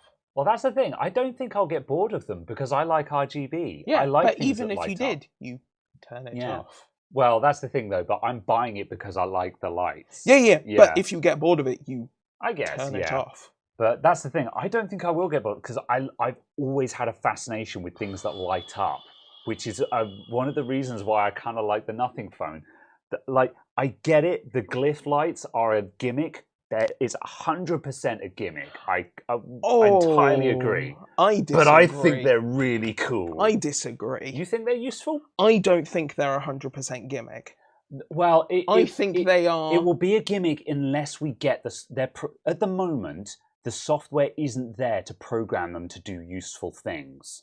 But they're saying that it's going to develop. True. So the question is if they actually provide the updates that make them useful. I'm not too fussed as to whether it does, because I'm pretty certain they've guaranteed open roaming for it. And I'm like... So someone will figure it out. So like, Cyanogen had the most extreme notification tuning known to man for like the Desire HD. And that was only a bicolor LED. Yeah. But you could choose pulse length, pattern. Yeah. Because like, if they actually deliver that, it would be cool. Because my P20 had, all of the reviews have been saying, remember when Android phones used to have the RGB LED on the front? Well, my P20 still does. So I have an RGB LED on the front of my phone that tells me what the notification is. So when I look at my phone, like my phone is pulsing. Okay, I don't know what white means. I'll concede that point. I think white is Discord. Yeah. However, I know that a green LED is a WhatsApp message, which means it's my family. Therefore, you ignore it. Shush. Shut. So yeah, the point is, yeah. Anyway, the point is, I would find I could make use of the notification LEDs, but even if I don't, I just think they look cool, man. I like them. So yeah. The question is, do I buy a nothing phone or do I just keep my? Oh well, yeah. What was the result on the Pixel 6? What were the second-hand prices for Pixel 6? I don't know. I was looking at new. Oh, new. What was the new price on a Pixel 6? 440. 440. Ah, that's not bad, actually. 440. For another 40 quid, I get what, last year's flagship? Well, November's. Sorry, Is that October's. October. Is that when the Pixel 6 came out? No, yeah. October. Oh, wow. It's not I thought they were older than that. No. Huh. They always come out end September, beginning October. Yeah. What's wrong with the phone I have? So what's wrong with the phone I have is I'm not a huge fan of the software because it has hyper-aggressive power saving, which is causing problems for... Have you also considered trying to turn it off? How? For which app? I don't know, everything. Oh, okay. Because it keeps killing out. I can't leave anything running on this phone, and it just kills it in the background. That's also an Android thing. Yeah. Android, since about version 11, aggressively kills background tasks, even if you have 18 gigabytes of RAM. Yeah. Okay. For no apparent reason. Yeah. I don't know. Well, the other main reason. What is the other main reason? The other main thing. reason is that it doesn't work with the thermal camera. Clio 1. It's been a problem, but like this week I was trying to use the thermal camera because I've got an M.2 USB adapter that I've got in for review, and one of the interesting quirks of it is it gets really hot, and I wanted to take some thermal images of it. I could not get my FLIR to work, and I know it's the phone. It's not the camera, it's the phone. So yeah, it's frustrating me. I've had this phone for over 2 years now. I've had it for about 2.5 years. I kind of just want a change. So where is your thermal camera? Where is the thermal camera? I'm looking for a non-contract phone. I think so. I mean, I currently pay for this on contract, and it's out of contract, and I'm still paying 40 quid a month for it, I think. So that's the other reason why I want to change, is that my contract is up, and I need to adjust things anyway. However, I'm realistic that if I want to pick my phone, I'm probably going to be buying the phone outright. And I kind of want to do that anyway, because it then enables me to get back onto the ladder of being able to sell my old phones. Can I unlock the bootloader? I don't want to go down that road. I can't be bothered with modding bootloaders and routing and stuff like that. I've never had a good time doing that. It's always it has never worked well for me. And I'm not saying that it doesn't work. It's not something I can be bothered to do. I want a phone that just works. That's it. Man, imagine being in the 0% of people who still use Nova Launcher. I use Nova Launcher because it's so simple. It's awful. Yeah, and it just gives clear menus. All of my menus are nice and transparent. What are you looking for that you can't find? So yeah, I use Nova Launcher because when I open my apps list, I want to still be able to see my background.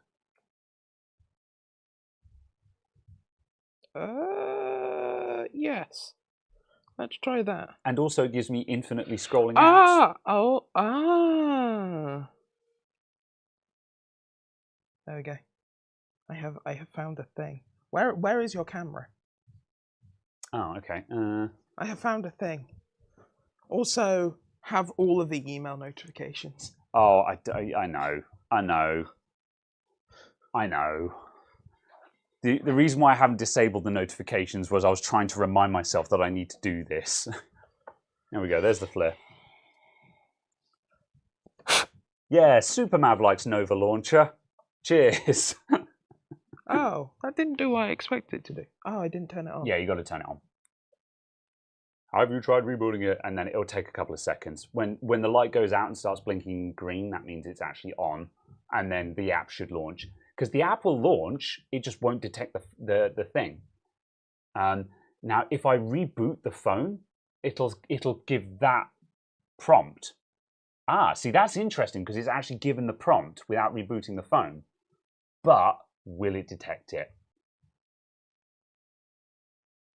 The answer to that is no. Even though you've just given it explicit permission to access the USB device, it still cannot access the USB device.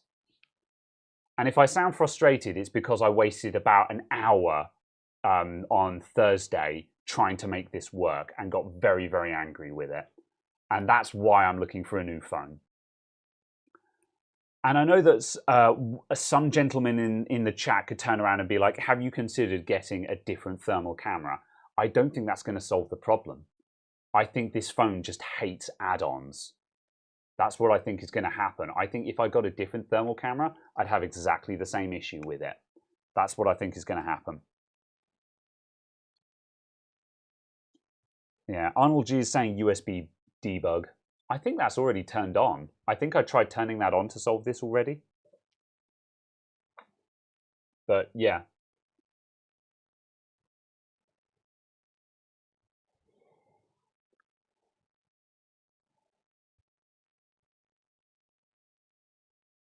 On account that the initial attempt hasn't worked, I would recommend that we abandon this endeavor because, like I said, I did spend an hour doing this yesterday on Thursday. That should now not work, which it continues to not work. Yeah. I rebooted the phone many times and the prompt came up saying, do you want to provide access to the USB device? I'm like, yes, yes, I do. That's it. This is the bit that makes it work. Yes. Still doesn't work. Thanks, I hate it. Reboot phone with camera in it. That's what I did. I've done all of this. I've done it all. Oh, this is why I want a new phone. I'm done with this phone. Which is a shame because, and also just, I don't know, yeah. You know when you got the itch to replace something. It doesn't matter how much someone convinces you that it's okay. You're just like, no, I'm done. I want something new. Time for change.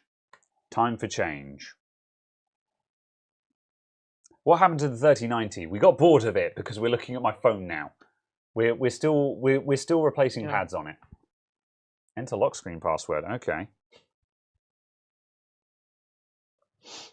Thank you. You are now a developer. Cool.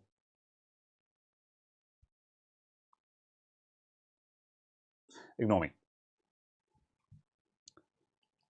Buy a proper thermal camera. Expensive. I use it once in a blue moon. There.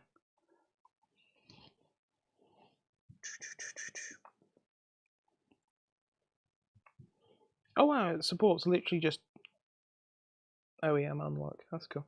Just about to buy. What's the bench cam, please? The bench cam that I use in most of the videos, this one here. This is a Logitech Brio 4K. And they're very good. You need to give it lots of light. It is a webcam. So if you just switch on a webcam in a normal bedroom, you're not going to get a good picture. However, if you give it studio lighting, you'll actually get a pretty good picture. Bam. Xiaomi Poco.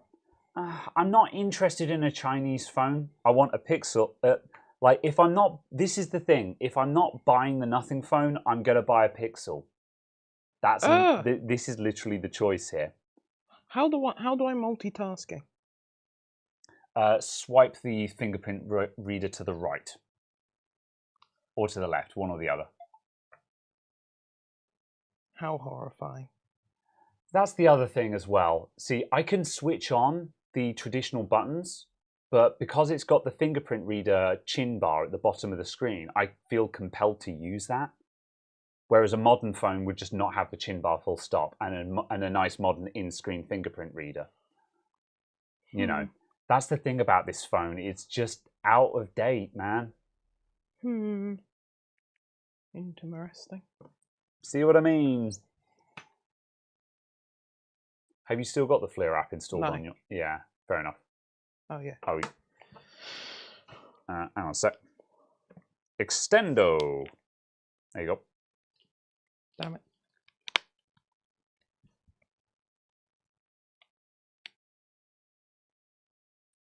He's going to try it on his phone. It's going to work first time, and I will be sufficiently angry with my phone. Aren't all phones like Chinese? Yeah. But you know what I mean. Okay. No, I wanted to see that screen. I see, yeah. I wanted to make sure that this was actually correctly requesting the USB-C, like profiles. Yeah.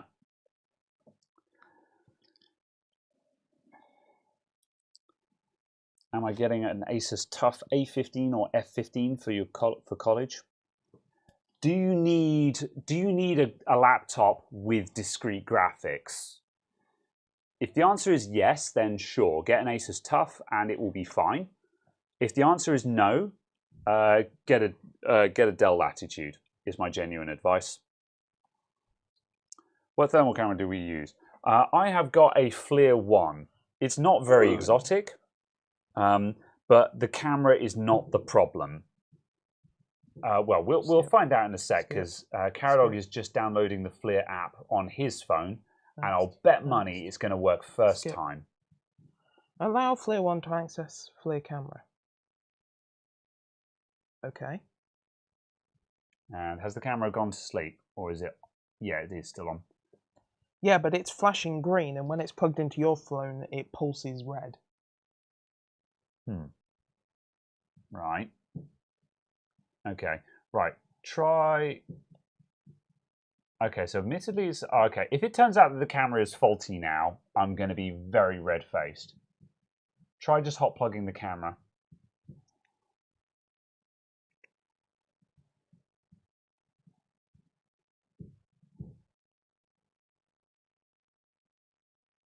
If the camera has been faulty this whole time, I'm going to be furious, because I know the last time I was banging my head against this wall, it was more or less working for you. Preparing to be angry. Yeah, right, I think the camera has switched off now. Yeah, the camera has switched off. So, right, release because it's turning on. Yeah. We're going to get back to the card in a minute, guys. I didn't want to get into this because I knew this was going to happen. I knew we were going to get into a rabbit hole. Yeah, that's right. doing what it Plug was. in. Yes, allow. There we go, and it's working. There we go. That's exactly as expected.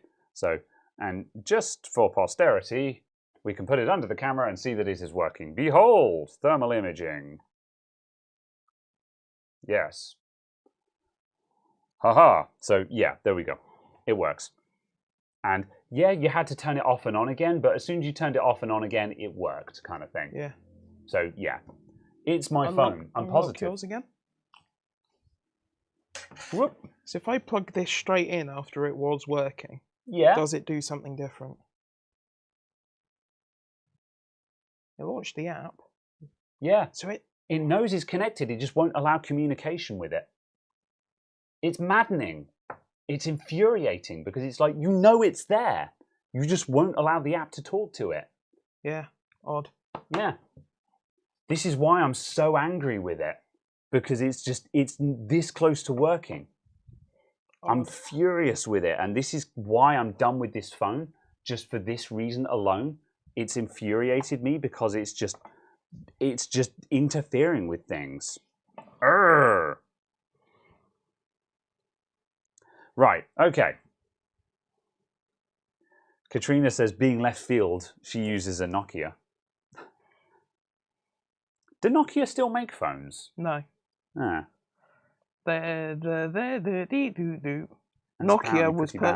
Nokia was purchased by Microsoft. Oh yes, they were, weren't they? And then they were sold to TCL. Who are TCL? What do they do? Make phones for... Fair enough. Lots of different names you would recognise. Ah, kind of thing. Interesting. Yeah. They accumulate brands. Yeah. I mean, they are the Activision Yeah. Windows Phone was this close to being really good. So, you know, that's the thing. When someone goes, oh, I've got a Nokia, I'm just like, that's valid in my opinion. Like, I don't think it's valid today because it's a dead platform. But Windows Phone? Yeah. Yeah. However, yeah, I don't think that's something to mock personally. I'm really sad that Windows Phone didn't take off. Exactly that reason. Can you connect the FLIR cam to a PC? You cannot. There is no Windows support for it anywhere. I've tried. What frustrates you the most about my P20? That it won't talk to USB devices. But yeah. Try clearing the app cache. Oh yeah, I've done all of that. Yeah. What size pads did we use again? We're using 1.5mm pads. Interesting. I doubt the plate is perfectly flat. So. Yeah, but just interesting. In a way, it's a bit concerning that it's only held on with screws around the outside. It kind of needs something that's slightly inset, really, doesn't it? Possibly. Yeah. You love your Windows Phone, says Katrina. Was your first smartphone? Oh, fair enough. Really? Yeah. That surprises me. Yeah. I would have taken you as a Palm OS person. G says you can connect with Linux using a special driver. Yeah. Paul Daniels has managed to get these things working with a PC. Yeah. Oh, have you ever seen Paul Daniels' IR set? I don't want to. Paul Daniels' infrared camera setup, though. I don't want to see the actual setup. It's yeah. Seeing it working. Yeah. Seeing it working, you want to see that. It's incredible. So get this. So Paul Daniels is infrared setup. Firstly, he has the camera set up on a tripod. So he puts the tripod over the top of the board. Yeah. So it's looking down on it. And the software, it has a visible light standard camera, and it overlays just heat signatures. So you're not seeing what you saw there. You're seeing a real picture, but then you'll get a flare up of heat signatures above ambient temperature. And it's so fast to respond, he doesn't have to do voltage injection. What he does is he turns it on, and you get a little red blip from a chip, and crosshairs appear on that blip. And he just goes, it's that one. And he doesn't even have to inject power. It's magic. It's mind-blowing. It's absolutely incredible. But also, this is kind of Paul Daniels' that's kind of his magic trick, no pun intended, is his integration. He's really hecking good at integrating stuff. See, what I was expecting you to say as well is that he puts this board under the optical camera, and the optical camera recognizes which logic board it is, opens the board view, and then selects the component that's faulty. He could probably make that happen, yeah. Without even touching it. Yeah. Without even turning it on. Absolutely. He simply places the board underneath, and it tells him what is faulty. Yeah. Yeah, it's absolutely fantastic. Okay, right. Martin Barker says, I was a platform preview developer for Windows Phone 7. And it was a good idea, nice clean UI, but people are too stupid not to have icons on their home screens. Yeah. My biggest problem with it was that none of the devices performed well. Yeah, the phones themselves weren't very good, were they? The hardware was okay. It felt like there were OEM driver issues. Yeah. And also, I think they were too late to the game, because iOS and Android were already too well entrenched that no one wanted to start developing for a third platform. Because it's bad enough having to develop for two platforms if you're a mobile app developer. Right, it's bad enough having to develop for the 4 platforms that you have to develop for. iOS, yeah. Android that actually complies with the rules, Samsung. Oof. Oof. No, I follow a developer on there, and he says that About 10% of my development time is building the software. Mm. The other 90% is making it fucking work on Samsung. Mm. Because none of their APIs work properly. None of their features do the thing they're supposed to do. None of the rules are complied with. This is the point of Android. It's a common system. And yeah, and just like, yes, their general rage at just the fact of like, it doesn't work properly. Yeah. Try a spare laptop running Primos, which is Android based. Interesting. So I might have a look into that at some point, Lead Farmer, because initially I'd be like, no, I'm not trying some crazy Linux flavor just because you said so. However, I very much desire to be able to have screen capture of my infrared camera. That is something I very much desire. So that I would actually have a look into that. Without having to buy a camera that has HDMI output on it. I must know. I guess I could screen record on my phone. Actually, why haven't I? Yeah, that's something I should have thought of. When I'm actually doing voltage injection, I should just screen record my phone. That's a way easier solution because I don't do it live. So yeah. Does have to know. What does the thermal camera appear as a camera on the device? Can I have it again? Yeah, sure. Why? What are you expecting to get out of this? Don't tell me. I'll let you do your thing. I'm going to read the chat. Quentin says, I too had a Windows phone. Microsoft gave up just as they were about to hit the breakthrough. Maybe, yeah. The problem is that Microsoft were facing, like, Windows Phone 8 wasn't off to a great start, but also Windows 8 itself wasn't doing very well. Like, they had established... Microsoft had come to the conclusion that the Metro UI was a failure. For better or for worse, that was the conclusion. Metro UI was a flop. Doesn't matter. It doesn't matter whether that was justified or not. It doesn't matter what the reasons for that were. The point is, it was a flop. And I think that is probably why Microsoft gave up so soon, is the compounding fact that the desktop version of it and the mobile version of it were flopping led them to just say, this didn't work, move on, kind of thing. Samsung was on Windows too, like Omnia models. 3-hour stream now. Oh, I know. This is where we are now. Damn it. Can you plug the camera straight into a USB port on the PC? No, it would not appear as a standard camera. Yeah. Oh, interesting. Right, so it's working, it's connected.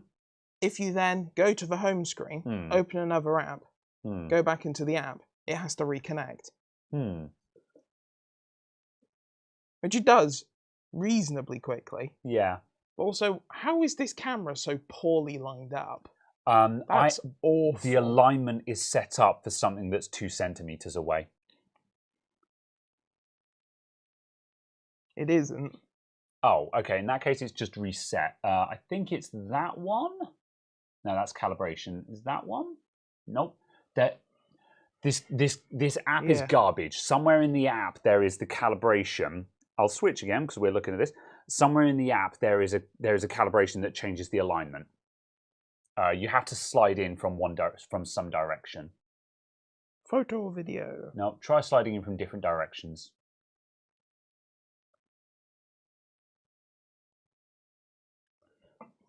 We do actually need to give up on this in a minute because we're at 3 hours. Oh, slide in from the right. It just popped up just then. Oh, is that your No, that's phone? how okay, you ignore me. minimize. Because that's where the menu is there. It's not in settings. That would be the sensible place to put it. Fuck knows. One last I'm quick putting look. a tip.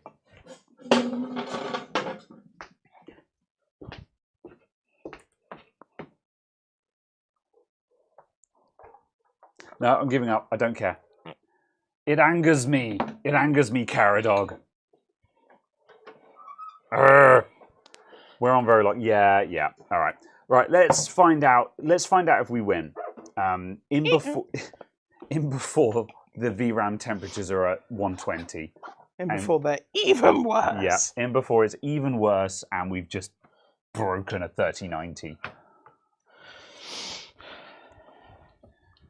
Caradog, you on Samsung? Is that your Pixel 6? Yeah, Pixel 6 Pro. Yeah. You do have you've got a Samsung though, haven't you? Yeah, I've got a S21. Yeah. Ultra 5G plus XXX. Is that your main or is that your spare? It is my. Because you've got 3 phones. You've got an iPhone as well, and I'm never sure which one is your main and which one is your off phone. Pixel. Yeah, Pixel. Every day. Pixel is your main. Yeah, every day. I require the HDMI at the back of the laptop. Yes. Oh, hood me. Hug you. Hood me. Right, if the thermal pads didn't work, would you consider using the K5 Pro thermal paste they showed on LTT? Oh, that's the stuff that makes a mess of everything, isn't it? I mean, it's an option. I think this is... No, I'd apply a water block. Yeah, I was going to say, I have a suspicion that in the real world, we'd either water block it or... we'd either water block it or... The thing about when you get a bad mount, if you mount a water block, a cooler, or anything at all, if you get a bad mount, the first thing you do is you just take it off and you try again. And if you get another bad mount, you try it a third time. And you're going to get it at some point. One of them is going to land, basically. Just sometimes you get unlucky and it takes several attempts. Okay, right. XR1, let's go. We did not repaste the card. We don't have the thermal pads to do both sides, so we were going for just the back. But also we've determined that this card has been repadded at some point in its lifetime already, so we were kind of on a losing battle here. Was that what you were about to say then? Yeah. Yeah.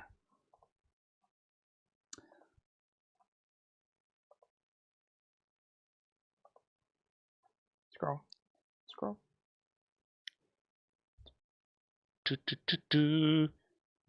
Now see your diagram. What diagram was it, Night Fusion? I haven't been checking my notifications while we're live.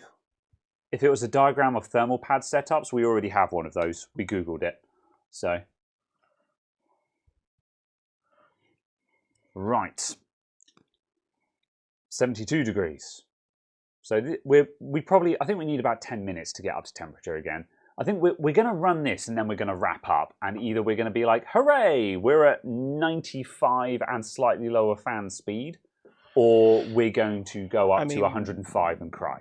It's going to be 100, but it's more a case of what fan speed is it going to be. Yeah.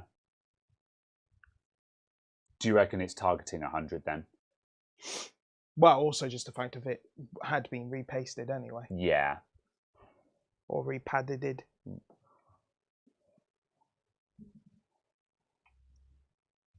You're back and forth testing hard drives. Fair enough. Doo-doo.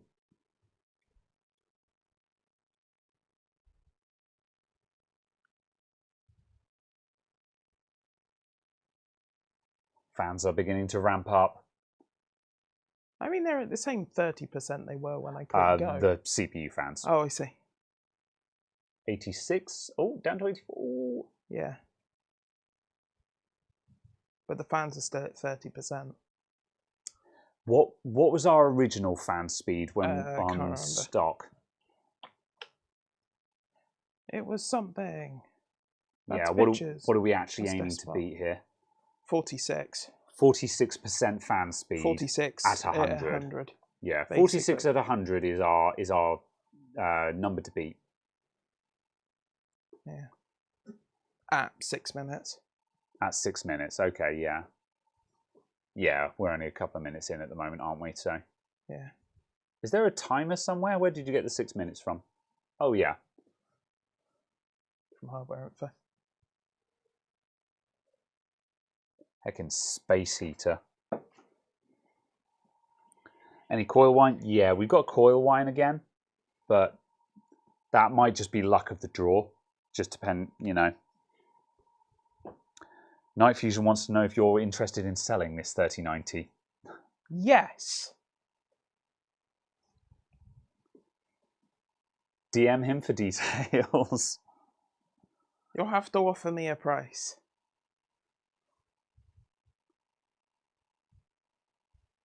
It's interesting that the memory temperature is moving in steps of 2 degrees.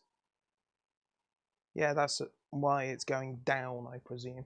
Because I presume it's ticking up more than half a degree, going up 2, measuring again, going down. Yeah. I and wonder just if measuring really awkwardly. Yeah, I wonder if the thermal. I wonder if the actual temperature sensors are just hilariously inaccurate in a sense of, or rather, oh no, it's a very junction low temperature resolution. though. It might be a case of it's bouncing around the chips. Oh right, yeah, yeah. It's finding the next hottest chip kind of thing. Yeah, Maybe. and just going. Yeah. So yeah. Yeah. What did you say the fan speed was again? 40% or 30? 46 or something like that. 46. Yeah. Right, we're on our way to 100 degrees. Yeah. The question is if we can get there at a lower fan speed. Or similar. Yeah. I'm going to sneak in and have another look. What was 46%? Yeah, okay, yeah. So we've actually got a reasonable amount of headroom there. So yeah, there's our 100C. But if we can stay at 100C without and keep the fans down at the low 40s, then we're happy. Or 46, then we have not lost. Well, that's a good point. Yeah, if we can at least get back to what we had already, yeah. Yeah. Yeah. Core temps affect memory temperature. If you undervolt a 3090, you'll get the memory down by 10 degrees. Yeah, that's fair. Yeah, we're not looking for low. We're not looking for low numbers at the moment because, well, it doesn't matter what the temperature is. We're looking for a relative change. Yeah. Because obviously we could undervolt the card and lower the temperatures of it. However, can we lower the temperatures just by changing the pads? And Yeah. at the moment, the answer is no. Functionally, no. Yeah. The previous pads were actually doing a stellar job, it seems, because yeah, it looks like we're back at 102 again. Yeah, exactly. So let's see if it's going to hold 100, 102, because we're at 52% fans at the moment, so we're needing more fan to hold the temperature. But if we can at least hold 102 without straying up to 105 kind of thing, then it's just like, okay, fine. Yeah. It needs water blocking. Yeah. It really does seem like the previous ones had a really good mount for this card. 154%.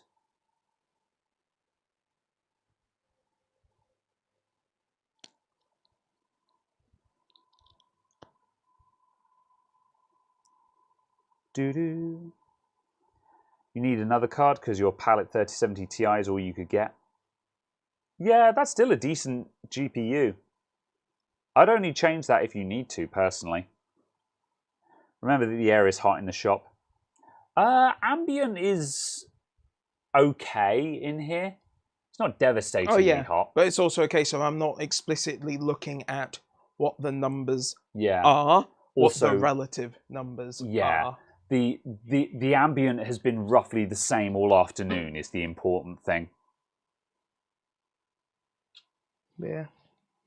Interesting. Thermal pad, yes, there are thermal pads on both sides of the card, but it's the back which is the problem because the back has got no actual heatsink on it. There's all we no have is a active plate. cooling on it. Yeah.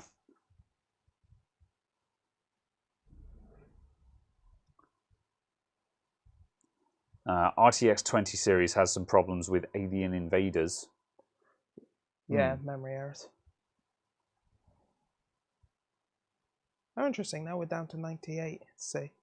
I think it depends on which part of heaven you're looking at. Yeah, because also the fans have dropped slightly as well. Yeah.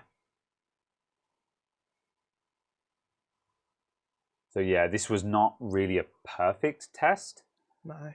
but I think this is slightly better over the midpoint we had. Because the midpoint, it was looking for 105, wasn't it? I think we're roughly in the same place as we were, which is not explicitly a problem. Yeah, because when we took that screenshot at 47% fan speed, that might have been a low point. Yeah, we'll have to see if these dip below 49 now. Yeah. If we see the fans drop down to 47 again, then that probably means that's where we were before. Yeah. So yeah. Disappointing, however, sometimes it doesn't always go to plan. Yeah, absolutely.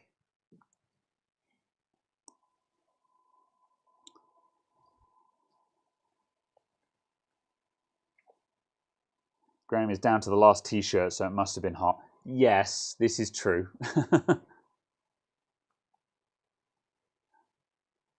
I'm not in the 3/4 lengths this week, but that's because the temperature dropped slightly.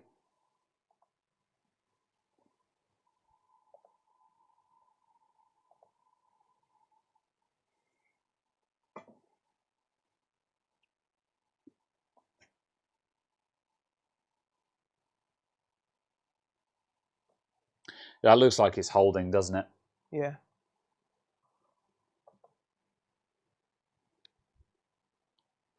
You know what I dislike the most about the blow-through fan is it doesn't feel like it's doing anything. What on? But it's moving a lot of heat here. Oh, okay. Hang on a sec. The air path is actually up here. Oh yeah. It's a very wide air path, isn't it? Yeah. Here, it's actually a fringe, more like that. Okay, yeah. I was putting my hand directly in front of it and going, well, Yeah. that's not doing anything. But yeah. Oh yeah, you're right. Fair enough. Yeah, fine. We are at least in a position where it functions. Yeah, it's still functional. We have not improved. We have lost a reasonable amount of clock. What were we looking at previously? Like 1850-ish, with a low of 1850. Ah, yeah. And we've touched 1785. Yeah. So we've lost some clock. Yeah. So the previous pads were aftermarket, and they were actually pretty well applied. That seems to be the discovery today. And in our inexperience, we've not been able to match the performance of the previously applied pads. Yeah, pretty much. Yeah, so disappointing result. However, it's still a functional card. It works, it runs. So we haven't broken it, but likewise, we've not actually managed to improve on it, which is a shame. Absolutely. It might just be that switching to different pads yields a better result. Perhaps. Yeah. But yeah, okay, fair enough. Right, well, I think we're done then, aren't we? Yeah, absolutely. Yeah. Very well. Okay. Right, let's switch back to this screen. And I shall catch up on things. Thermark is probably better for this. It doesn't matter. This is the test that we were running at the start, and we've not seen any useful improvement. So yeah. Right. If we were overclocking or we were trying to get absolute maxes or something like that, then yes, there are better options. But we're not looking for numbers here. We are looking for a relative change is the important thing. So yeah. Right. 1815 core, oh dear, yeah. Well, it's a Founders Edition. It wasn't going to be good. We were talking about this earlier on Night Fusion. The Founders Edition cooler is not good. We know this. So that's kind of to be expected. Did you get the best out of card with old motherboard BIOS? Fair enough. Anyway, I'm glad people enjoyed it all the same. If you'd done all the pads, you might have had a better result or a different result, certainly.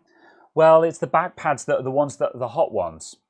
The front side pads are not the ones that are overheating because they've got a fan blowing on them. It's the back ones that are overheating. It's the back ones that will be causing issues if Yeah. there are issues. And we know... Well, we know this because the 3090 Ti doesn't have problems. And the 3090 Ti is the same core, memory chips on the front. Yeah. And we also know this because if I blow this fan at the back of the card, we will start seeing those temperatures come down. As soon as we cool the back of the card, everything comes down. So that's the thing. Obviously, if you wanted the best possible result, doing both sides, yeah, absolutely, I agree. But However, also, doing the front of the card would not have changed things in this instance. It's also a case of it's got aftermarket pads and stuff on it anyway that we didn't realise when we started. Yeah. The problem we've got is that it already had aftermarket pads on it that it seems were better than what we are fitting today. So that's a shame. Yeah, absolutely.